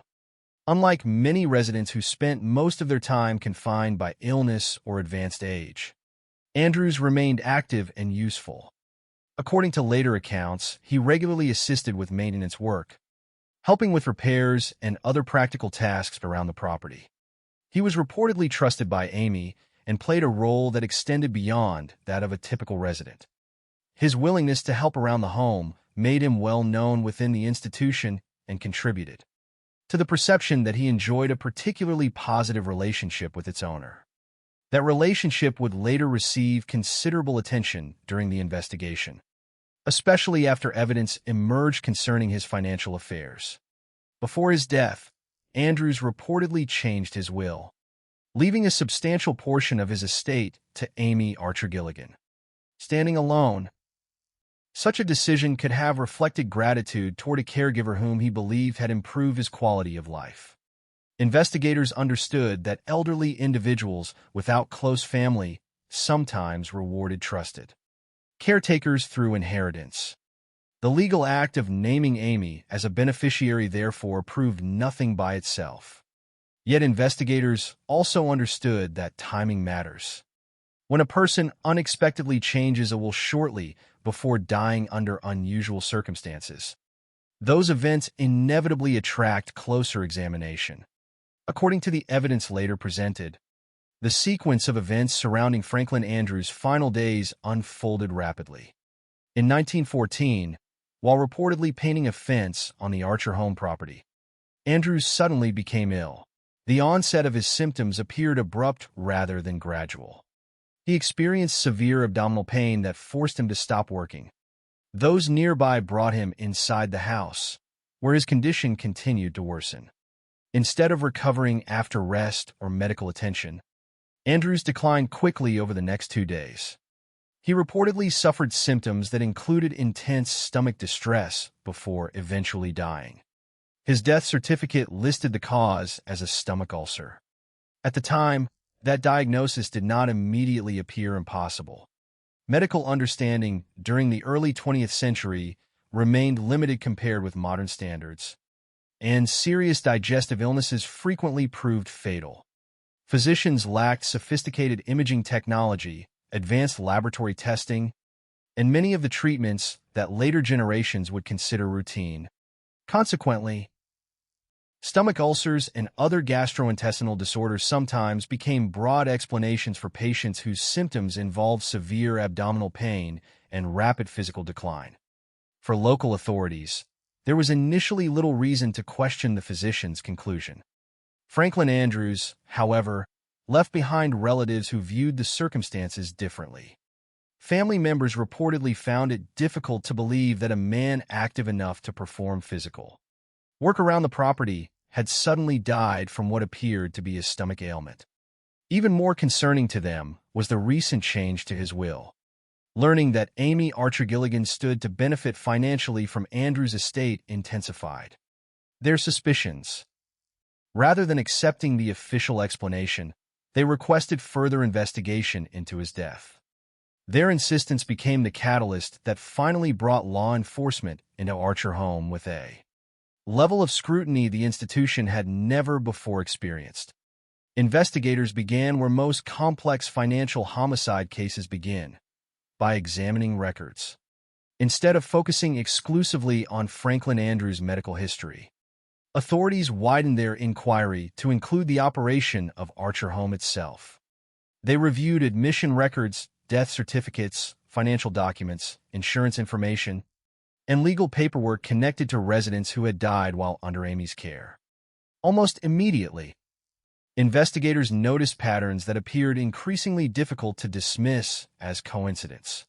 One of the first discoveries involved the overall number of deaths associated with the nursing home. Authorities believed the mortality rate appeared unusually high compared with what they expected from similar institutions. While elderly residents naturally die at higher rates than younger populations, investigators became concerned that Archer home seemed to experience an exceptional number of fatalities over several years. By itself, a high death rate could not establish criminal conduct. The home's residents were elderly, and many suffered chronic illnesses. Nevertheless, the statistical pattern encouraged investigators to continue looking deeper rather than closing the case after reviewing Franklin Andrews' records alone. Financial documents produced another troubling pattern. Authorities found repeated instances in which Amy Archer Gilligan benefited financially after residents died. Wills had been altered. Insurance policies named her as beneficiary. Property transfers and inheritance arrangements repeatedly directed assets toward the woman managing the nursing home.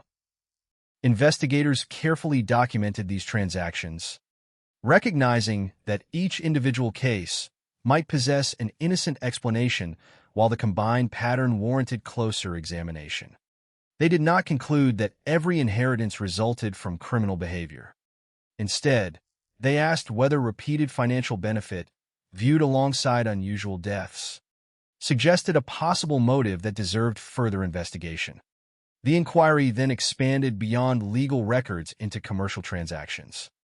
Detectives visited pharmacies serving the Windsor area, hoping to determine whether Amy had purchased substances capable of causing the symptoms described in several deaths. Pharmacists proved to be important witnesses. According to the investigation, multiple pharmacists confirmed that Amy Archer Gilligan had purchased arsenic on numerous occasions. She reportedly explained that the poison was needed to eliminate rats and other pests around the property. Such an explanation sounded reasonable on its face. Arsenic was widely available during that period and commonly used as a pesticide and rodent poison. Purchasing small quantities for legitimate purposes would not necessarily have attracted attention. What concerned investigators was not merely the existence of these purchases, but their frequency and quantity. Pharmacy records reportedly showed that Amy had purchased more than 10 ounces of arsenic over time. Authorities regarded this amount as significant because it greatly exceeded what they believed would ordinarily be required for routine pest control at a private nursing home. Combined with the symptoms reported before numerous deaths, the discovery intensified suspicion that arsenic might have played a role in events at Archer home. Still, investigators recognized that purchases alone could not prove poisoning.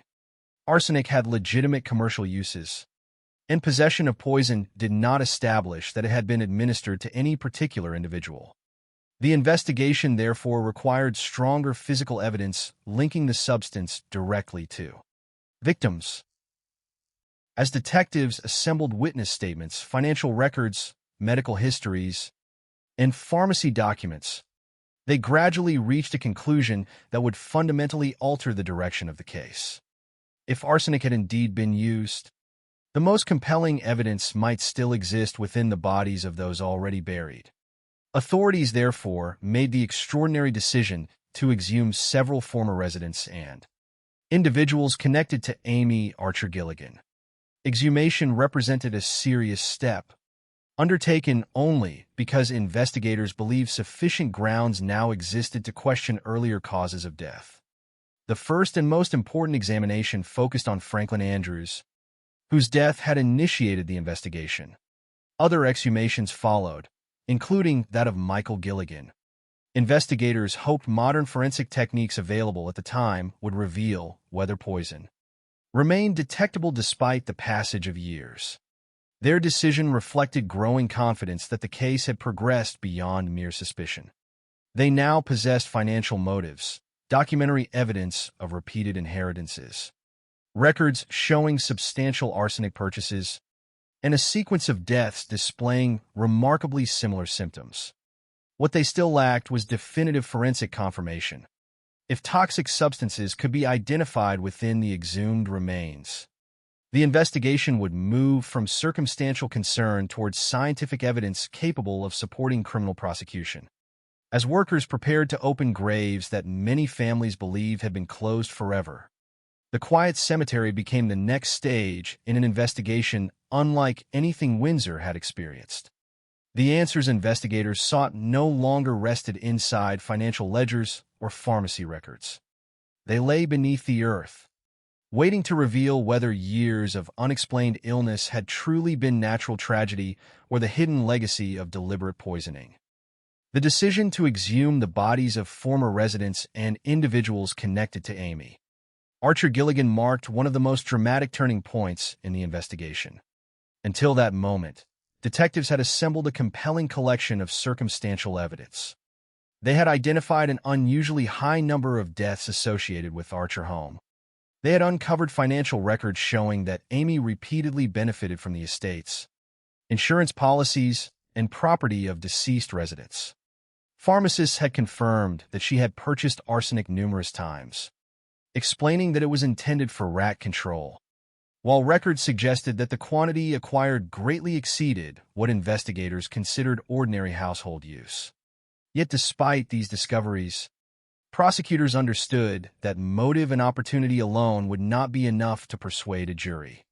To establish that a murder had actually occurred, they needed scientific evidence demonstrating that poison had been present within the victims themselves. Investigators therefore turned to forensic medicine, hoping that the dead could answer questions the living no longer could. Franklin R. Andrews became the central focus of this effort. His death had triggered the investigation after relatives questioned the official explanation that a stomach ulcer had caused his sudden decline.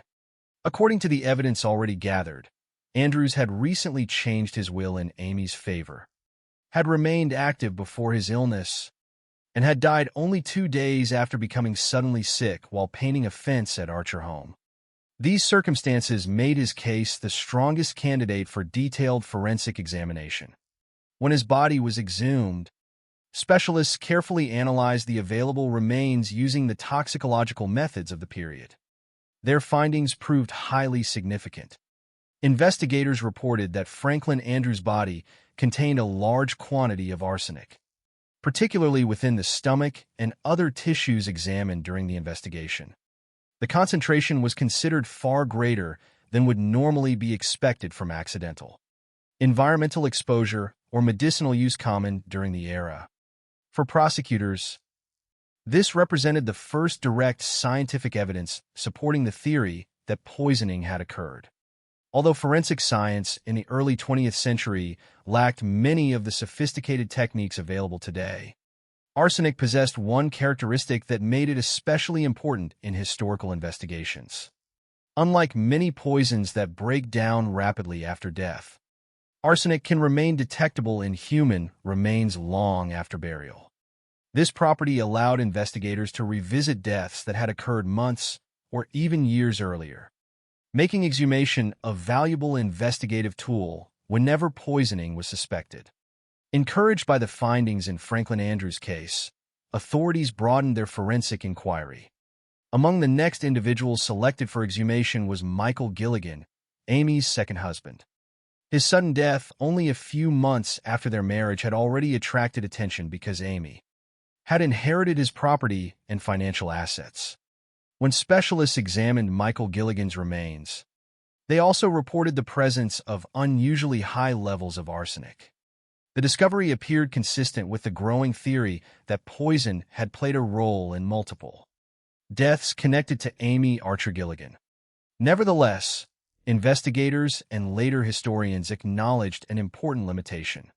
Because considerable time had passed since Michael Gilligan's burial, and because arsenic had sometimes been associated with historical preservation practices or environmental contamination, interpretation of these findings required caution. The presence of arsenic strengthened suspicion, but it did not automatically eliminate every possible alternative explanation.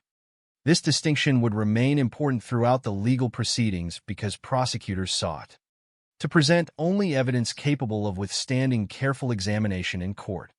Authorities did not stop with Andrews and Michael Gilligan. Several additional former residents of Archer home were also exhumed as investigators attempted to determine whether the apparent pattern extended beyond these two cases. According to the historical record provided, some of those examinations revealed traces of arsenic or other toxic substances, including reports involving strychnine in certain instances. However, not every exhumation produced equally conclusive findings. Differences in burial conditions, the passage of time, and the limitations of early 20th century forensic methods affected the strength of available evidence. As a result, investigators recognized that while the broader pattern appeared increasingly suspicious, not every individual death could be proven beyond reasonable doubt. This realization would significantly influence the strategy adopted by prosecutors when formal charges were eventually filed. Throughout the forensic investigation, authorities carefully distinguished between evidence suitable for courtroom presentation and evidence that merely raised additional suspicion. Detectives may have believed that Archer home had witnessed numerous poisonings, but criminal convictions require proof, not speculation. They therefore focused on identifying the strongest possible case supported by medical findings, documentary records, financial motive, and witness testimony. Franklin Andrews' death clearly emerged as that case. His exhumation had produced substantial evidence of arsenic. His recent will benefited Amy financially. His sudden illness followed a pattern similar to other suspicious deaths. Most importantly, his family had already questioned the official explanation, providing investigators with a well-documented starting point for the entire inquiry. As forensic results accumulated, the broader picture confronting law enforcement became increasingly difficult to ignore. Investigators now possessed several interconnected categories of evidence. Financial records suggested repeated monetary benefit following deaths. Pharmacy records documented repeated arsenic purchases over an extended period. Medical histories described remarkably similar symptoms among several deceased individuals, including severe abdominal pain, vomiting, diarrhea, rapid physical decline, and death within a relatively short period. Exhumations had identified arsenic in Franklin Andrews and Michael Gilligan, while additional examinations revealed suspicious toxic findings in certain other cases. Each category of evidence reinforced the others. Standing alone, none necessarily established murder. Combined, they created a compelling narrative that prosecutors believed could persuade a jury beyond reasonable doubt in at least one carefully selected case. Investigators also appreciated the importance of avoiding overreach. Attempting to prosecute numerous deaths supported only by partial evidence risked weakening the entire case. Instead, authorities concentrated on the victim for whom the evidence appeared strongest. Franklin Andrews became the centerpiece of the prosecution because his case united nearly every Significant element uncovered during the investigation. The forensic findings were substantial. The financial motive was documented. The unusual circumstances surrounding his illness had prompted immediate concern from relatives. Witnesses could describe his condition before his sudden collapse. And pharmacy records helped establish Amy's access to arsenic. By limiting the criminal case, primarily to Andrew's death, prosecutors increased their chances of securing a conviction rather than attempting to prove allegations that remained historically suspicious but legally uncertain. While investigators completed their reports, public attention increasingly focused on Archer Home. A nursing home once known as a place of care had become associated with grave exhumations, poison analyses, inheritance records, and allegations of calculated murder. The contrast between Amy Archer Gilligan's carefully cultivated image as Sister Amy and the evidence emerging from the investigation fascinated both local communities and the wider public.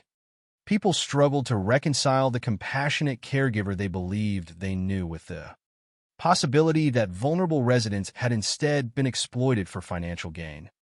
Yet even as speculation spread, prosecutors remained bound by the evidence.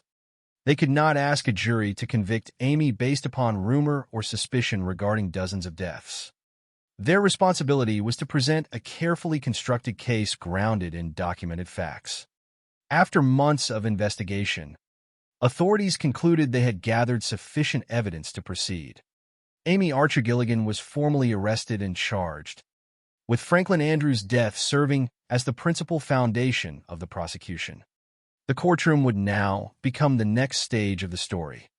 Their forensic specialists, pharmacists, investigators, financial records, and witness testimony would all be presented before a jury tasked with answering the question that had haunted Archer Home for years. Whether the woman trusted to protect the elderly had instead deliberately ended the life of one of the people placed in her care. The investigation had uncovered patterns, motives, and scientific findings. The trial would determine whether those discoveries were enough to establish guilt under the law. The trial of Amy Archer Gilligan became the final stage of an investigation that had transformed a quiet nursing home in Windsor, Connecticut, into the center of national attention. For years, Archer Home had represented security and compassion for elderly people seeking care during the final period of their lives. Now, the same institution stood at the heart of a criminal case involving accusations of deception, financial exploitation, and deliberate poisoning. The prosecution faced a difficult task. Although investigators had uncovered a troubling pattern of deaths and financial connections, the legal system required them to prove a specific crime against a specific victim. Suspicion surrounding numerous deaths could create a powerful narrative. But a criminal conviction depended on evidence that could withstand careful examination in court. For this reason, prosecutors focused their case primarily on the death of Franklin R. Andrews, the resident whose family had first questioned what happened and whose exhumation had produced the strongest forensic evidence. When Amy Archer Gilligan appeared before the court in 1917, the atmosphere surrounding the case was shaped by the contrast between her public reputation and the accusations against her. For years, many people in Windsor had known her as Sister Amy, a woman who appeared devoted to caring for elderly residents. She had built Archer Home around the image of compassion and personal attention. Residents and their families had trusted her with some of the most vulnerable moments of human life: illness, dependency, and old age. The prosecution now argued that this trust had been manipulated for financial gain. According to their theory, Amy had used her position as caregiver to identify vulnerable individuals, gain control over their financial affairs, and ultimately benefit when they died. The defense faced the challenge of explaining away a significant amount of suspicious evidence. They argued that the deaths at Archer Home occurred among a population naturally vulnerable to illness and mortality. The residents were elderly. Many suffered from chronic conditions. Some had entered the facility precisely because they required medical assistance. From this perspective, a high number of deaths in a nursing home did not automatically indicate criminal activity. The defense emphasized that Amy's role as beneficiary in various wills and insurance policies did not itself prove wrongdoing. Elderly residents without close family members sometimes chose to leave their property to people who cared for them. And Amy's position as the home's administrator made her a natural recipient of gratitude from those who believe she had helped them. One of the central issues before the court was the evidence surrounding arsenic. Prosecutors presented forensic findings from Franklin Andrews' exhumation, arguing that the presence of a significant amount of arsenic in his remains demonstrated that he had not died from a natural stomach condition as originally recorded. They connected this evidence with testimony regarding Amy's purchases of arsenic from local pharmacies. According to investigators, Amy had acquired more than 10 ounces of arsenic over time, explaining that she needed it to eliminate rats and pests around Archer home. Prosecutors argued that the quantity purchased was far beyond what would reasonably be required for that purpose. They suggested that the poison purchases provided Amy with both the means and opportunity to commit murder. The prosecution also relied heavily on witness testimony. Individuals familiar with Archer home described the unusual circumstances surrounding certain deaths and the financial arrangements that followed them.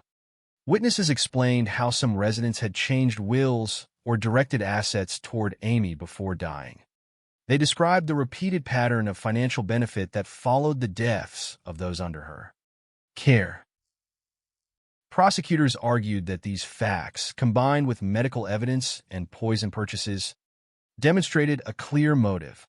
The argument presented to the jury was not based on one isolated event, but on a sequence of connected circumstances. According to the prosecution, the same pattern appeared repeatedly. Elderly individuals entered Archer home. Amy gained their confidence. Financial arrangements changed. Illness appeared suddenly, and Amy benefited afterward. The defense challenged this interpretation. They argued that the prosecution was attempting to transform unfortunate coincidences into evidence of murder. They pointed out that no witness had ever seen Amy administer poison to Franklin Andrews. No one could testify that they personally observed her placing arsenic into food or medicine. The defense maintained that scientific evidence alone did not prove how arsenic entered Andrews' body or who was responsible. They suggested that alternative explanations remained possible and that the prosecution's case relied too heavily on assumptions. Another significant challenge for the prosecution was the broader question surrounding other suspected victims. Investigators believed Amy might have been responsible for multiple deaths, but the court could only consider evidence directly relevant to the charges presented.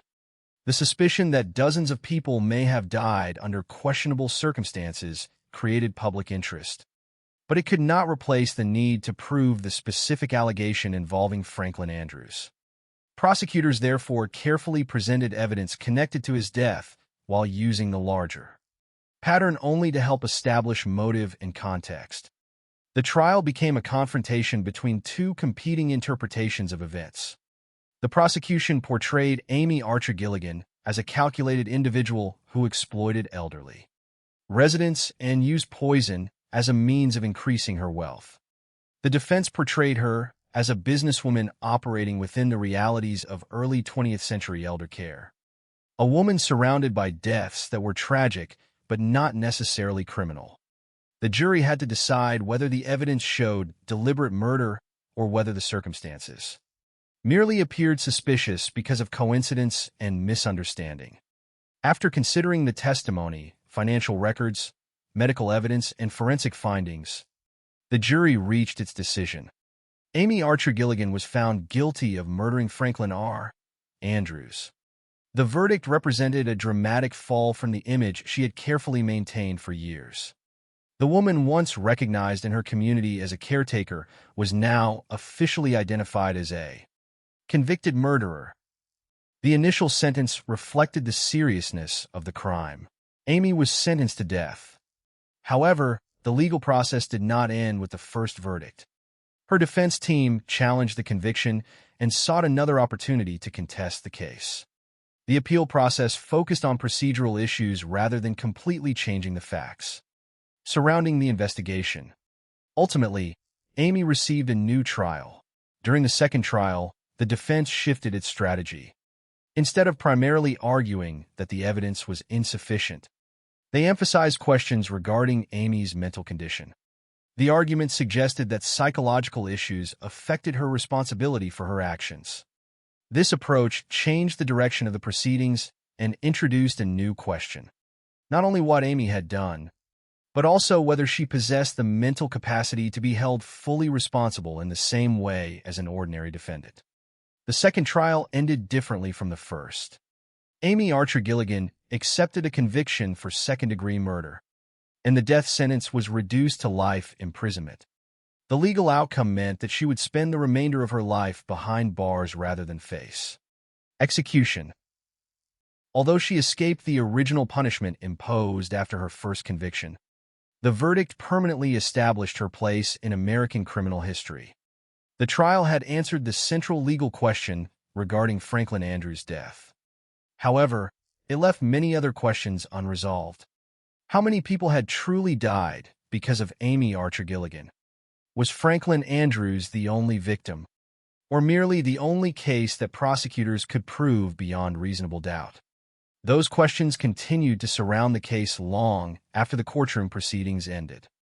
The law had reached its conclusion, but history continued examining the unexplained deaths connected to Archer home.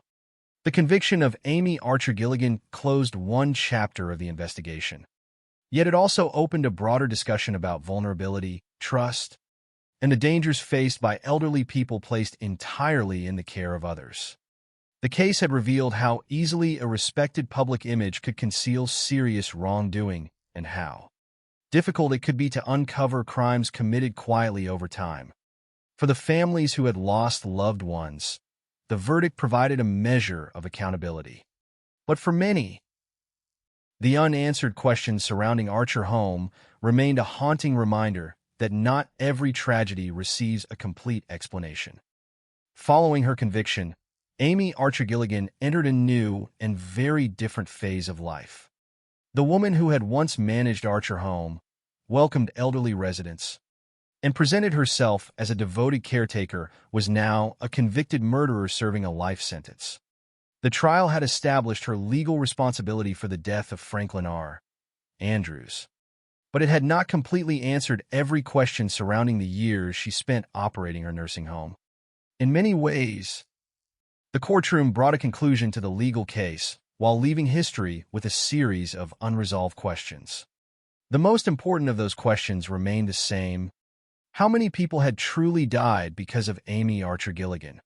The official answer was limited. She had been convicted of one murder. The law recognized one proven victim, Franklin R. Andrews. Yet the investigation that led to her conviction had uncovered circumstances suggesting that his death may not have been an isolated event. The unusually high number of deaths at Archer home, the financial benefits connected to those deaths, and the presence of poison in certain examined remains created lasting suspicion that many other residents may have also been victims.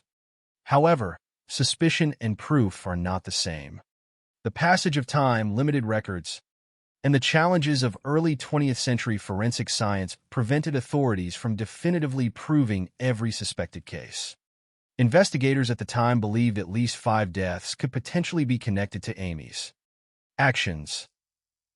Those cases involved individuals whose deaths displayed similarities to the circumstances surrounding Franklin Andrews. Some had experienced sudden illnesses involving severe stomach pain and rapid physical decline. Some had financial arrangements that benefited Amy after their deaths. Some were among the residents whose remains were examined and showed evidence of toxic substances. These cases strengthened the belief that Archer home may have been the site of multiple poisonings. Yet not every suspected death produced enough evidence for a criminal charge.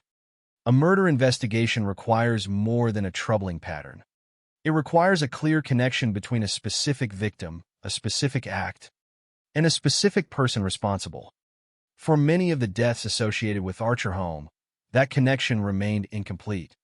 Later historical studies expanded the possible scale of the tragedy even further. Some researchers suggested that the number of victims might have reached 40 or more, with certain estimates extending even higher.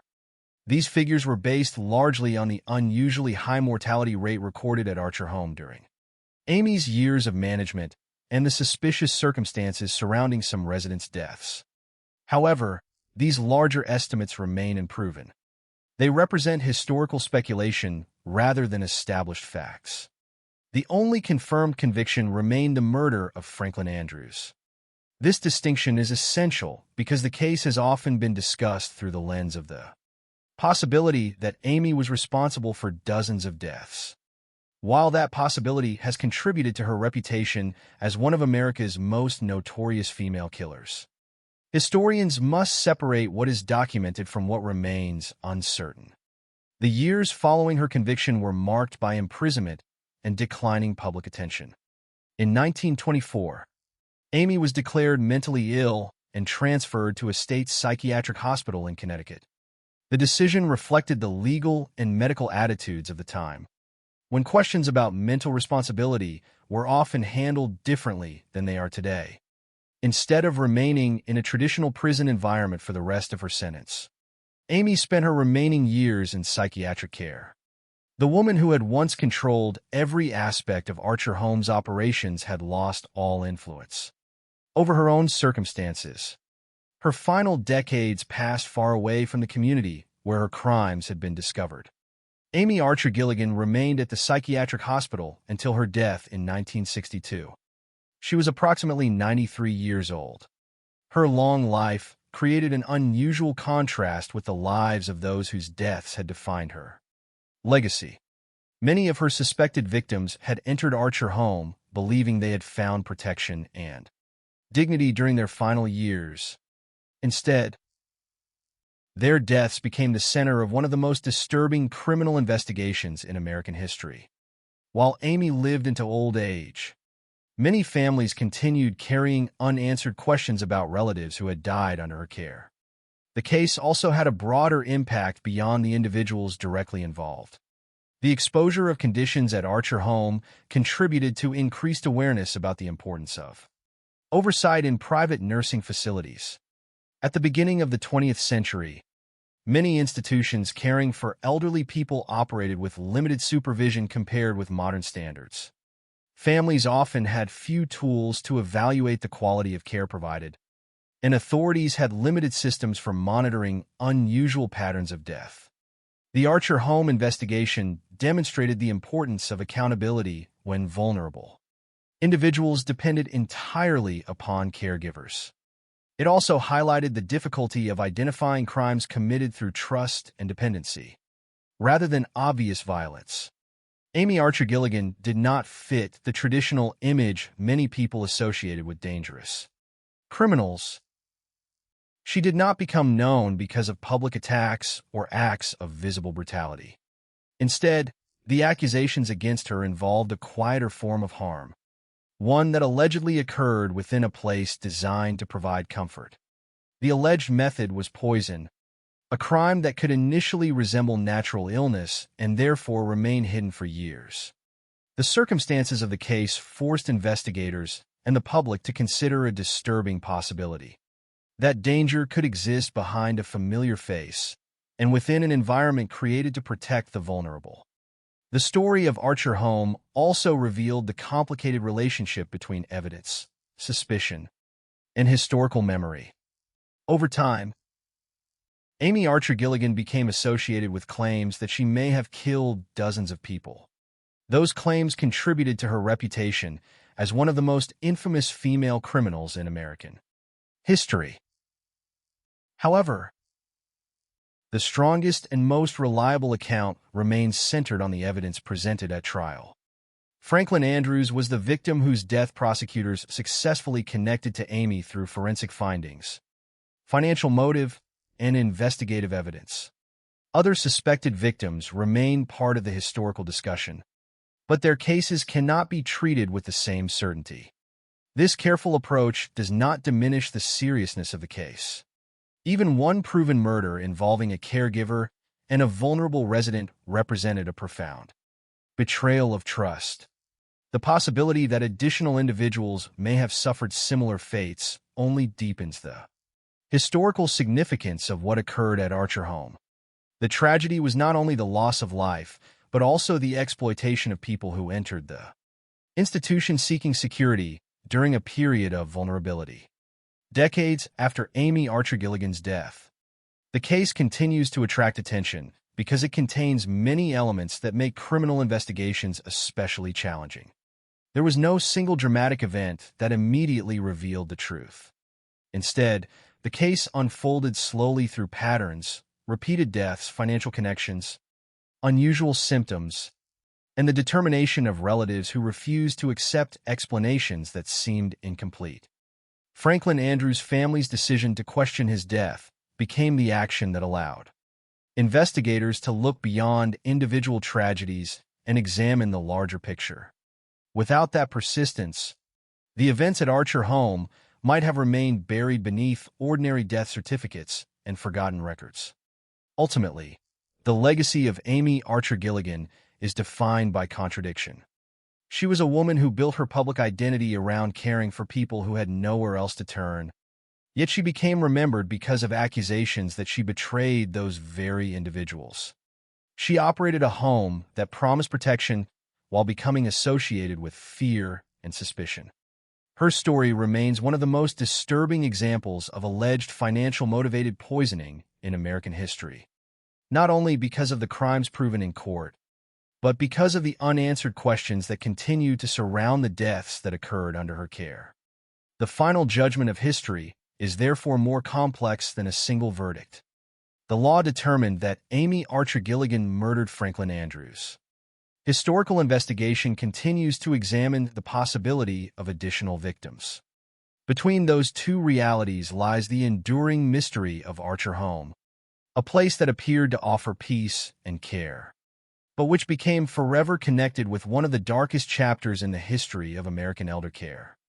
The story of Amy Archer Gilligan remains one of the most unsettling examples of how appearances, trust, and vulnerability can intersect in the history of American crime.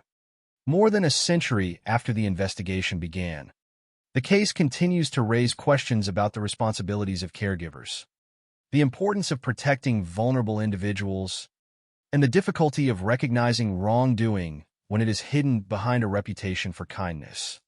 The tragedy of Archer Home was not only about the death of one confirmed victim or the accusations surrounding many others. It was also about the confidence placed in a person who appeared to represent safety at a time when many elderly people had few alternatives and depended completely on those responsible for their care. Amy Archer Gilligan's story began with a very ordinary ambition. She was not initially known as a criminal figure. She was a woman who entered the growing field of private elder care during a period when many families struggled to provide long-term assistance for aging relatives. Around 1907, she and her first husband, James Archer, established Archer Home for elderly people and chronic invalids in Windsor, Connecticut. The institution presented itself as a place where elderly people and those suffering from chronic illnesses could receive attention and comfort. Residents arrived believing they had found a secure environment where their remaining years would be treated with dignity. Amy built a public image around compassion. She became known as Sister Amy, a name that reflected the perception that she was devoted to helping those who needed support.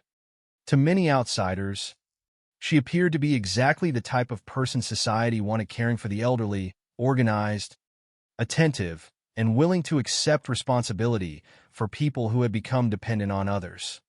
That image became one of the most important elements of the case because the accusations against her were so different from the identity she had created. The investigation revealed a darker possibility.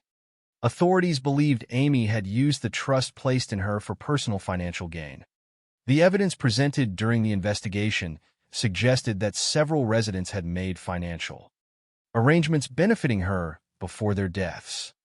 Some changed wills. Some named her as the beneficiary of insurance policies. Others transferred assets in ways that allowed Amy to profit after they were gone. Again, these actions alone were not crimes.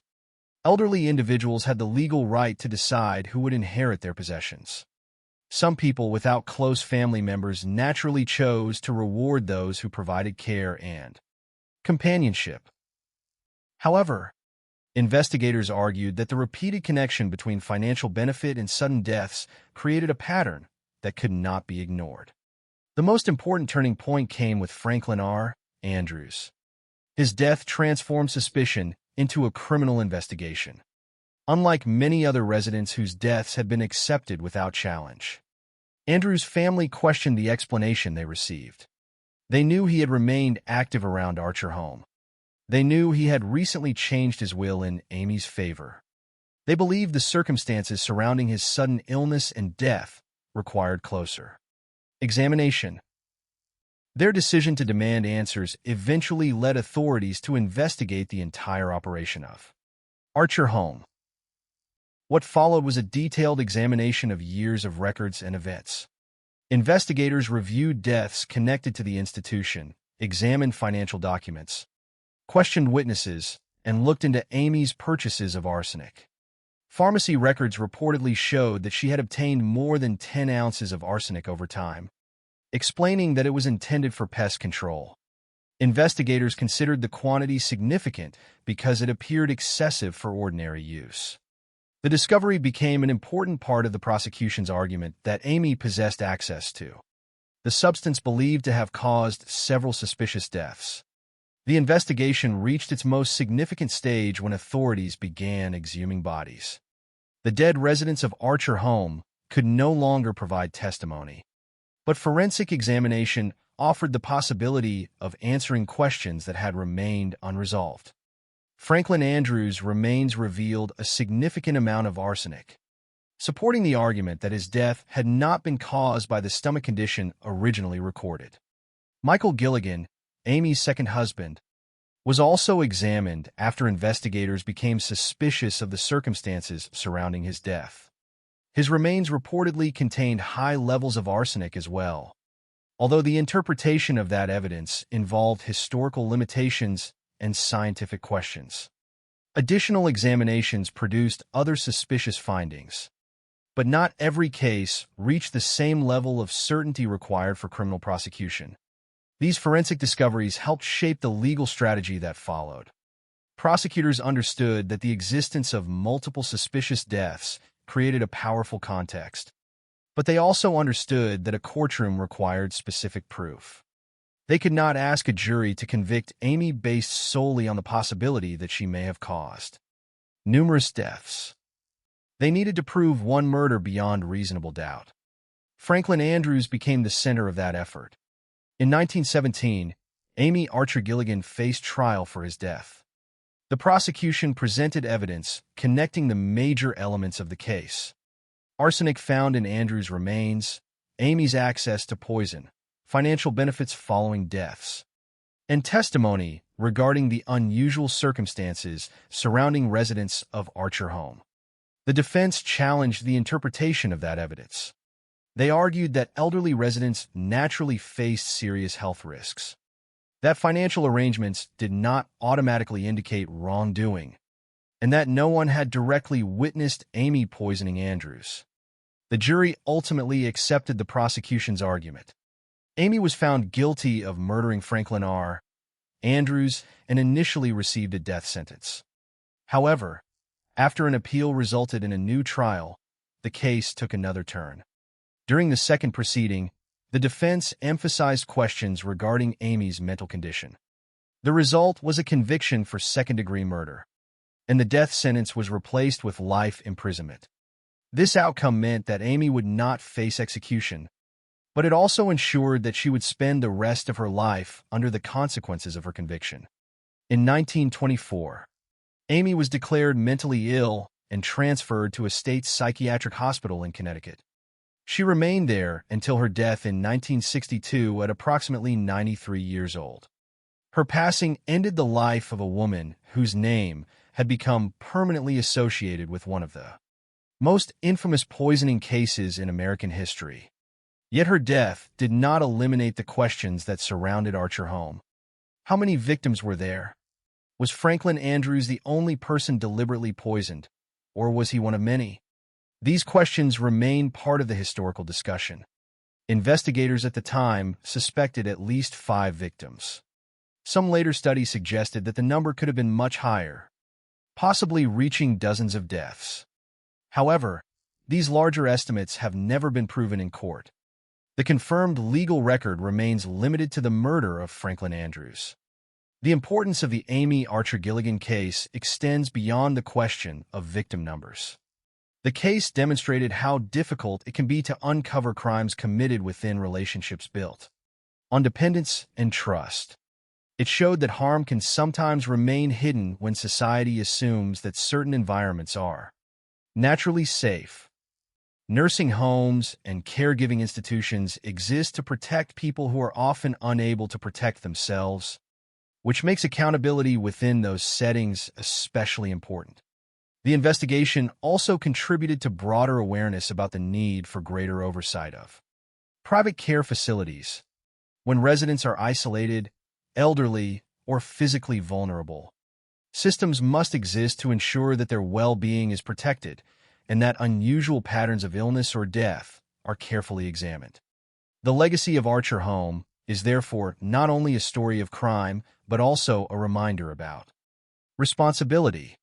The residents who entered the facility were not merely names in investigative records. They were individuals who had lived full lives before their final years brought them to a place where they expected compassion. Their experiences represent the human cost behind the legal documents and historical debates. More than a century later, Amy Archer Gilligan remains remembered because her case combines several elements that continue to fascinate and disturb. A trusted caregiver, vulnerable victims, financial motives, poison hidden behind ordinary illness, and unanswered questions that survived long after the courtroom proceedings ended. The law delivered its judgment on one proven crime. History continues examining the larger story. At its center remains a simple but powerful lesson. Trust is one of the most valuable things a person can offer, and when that trust is betrayed, the consequences can echo for generations. The case of Amy Archer Gilligan did not end when the courtroom doors closed or when the final sentence was delivered. In many ways, the legal proceedings represented only one part of a much larger historical story. The conviction answered one question: whether Amy was responsible for the murder of Franklin R. Andrews. The jury determined that she was. But beyond that verdict remained a series of unanswered questions that continued to capture public attention for decades. The possibility that other residents of Archer Home had suffered similar fates transformed the case from a single criminal prosecution into a broader examination of trust, vulnerability, and the hidden dangers that can exist within institutions designed to provide care. The lasting significance of the case lies not only in what was proven, but also in what could never be fully established. For the residents who entered Archer Home, the decision to move into the facility was often a deeply personal one. Many elderly individuals at the beginning of the 20th century faced difficult circumstances. Medical care was far less advanced than it is today. Families were not always able to provide constant support, and many older adults found themselves without close relatives nearby. A private nursing home offered a solution to an increasingly common social challenge. It promised supervision, companionship, and assistance during a period of life when independence was becoming more difficult. The residents who came to Archer Home were not simply patients. They were people with personal histories, relationships, memories, and possessions accumulated over many years. Some had spent decades building families and communities. Others had experienced loss and loneliness. By the time they arrived at Archer Home, many were seeking something more than medical assistance. They were looking for a place where they could feel secure. This emotional vulnerability became one of the most troubling aspects of the investigation. Prosecutors argued that Amy Archer Gilligan understood the position of trust she occupied. She was not accused of targeting strangers in public places. Instead, investigators believed she exploited relationships formed inside a home where residents depended on her every day. If the allegations were true, the crime was not only about financial gain or poisoning.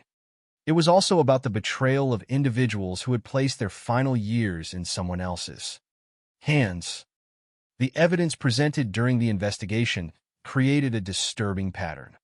Residents entered Archer home and, in some cases, altered their financial arrangements. Amy became connected to their estates, insurance benefits, or property.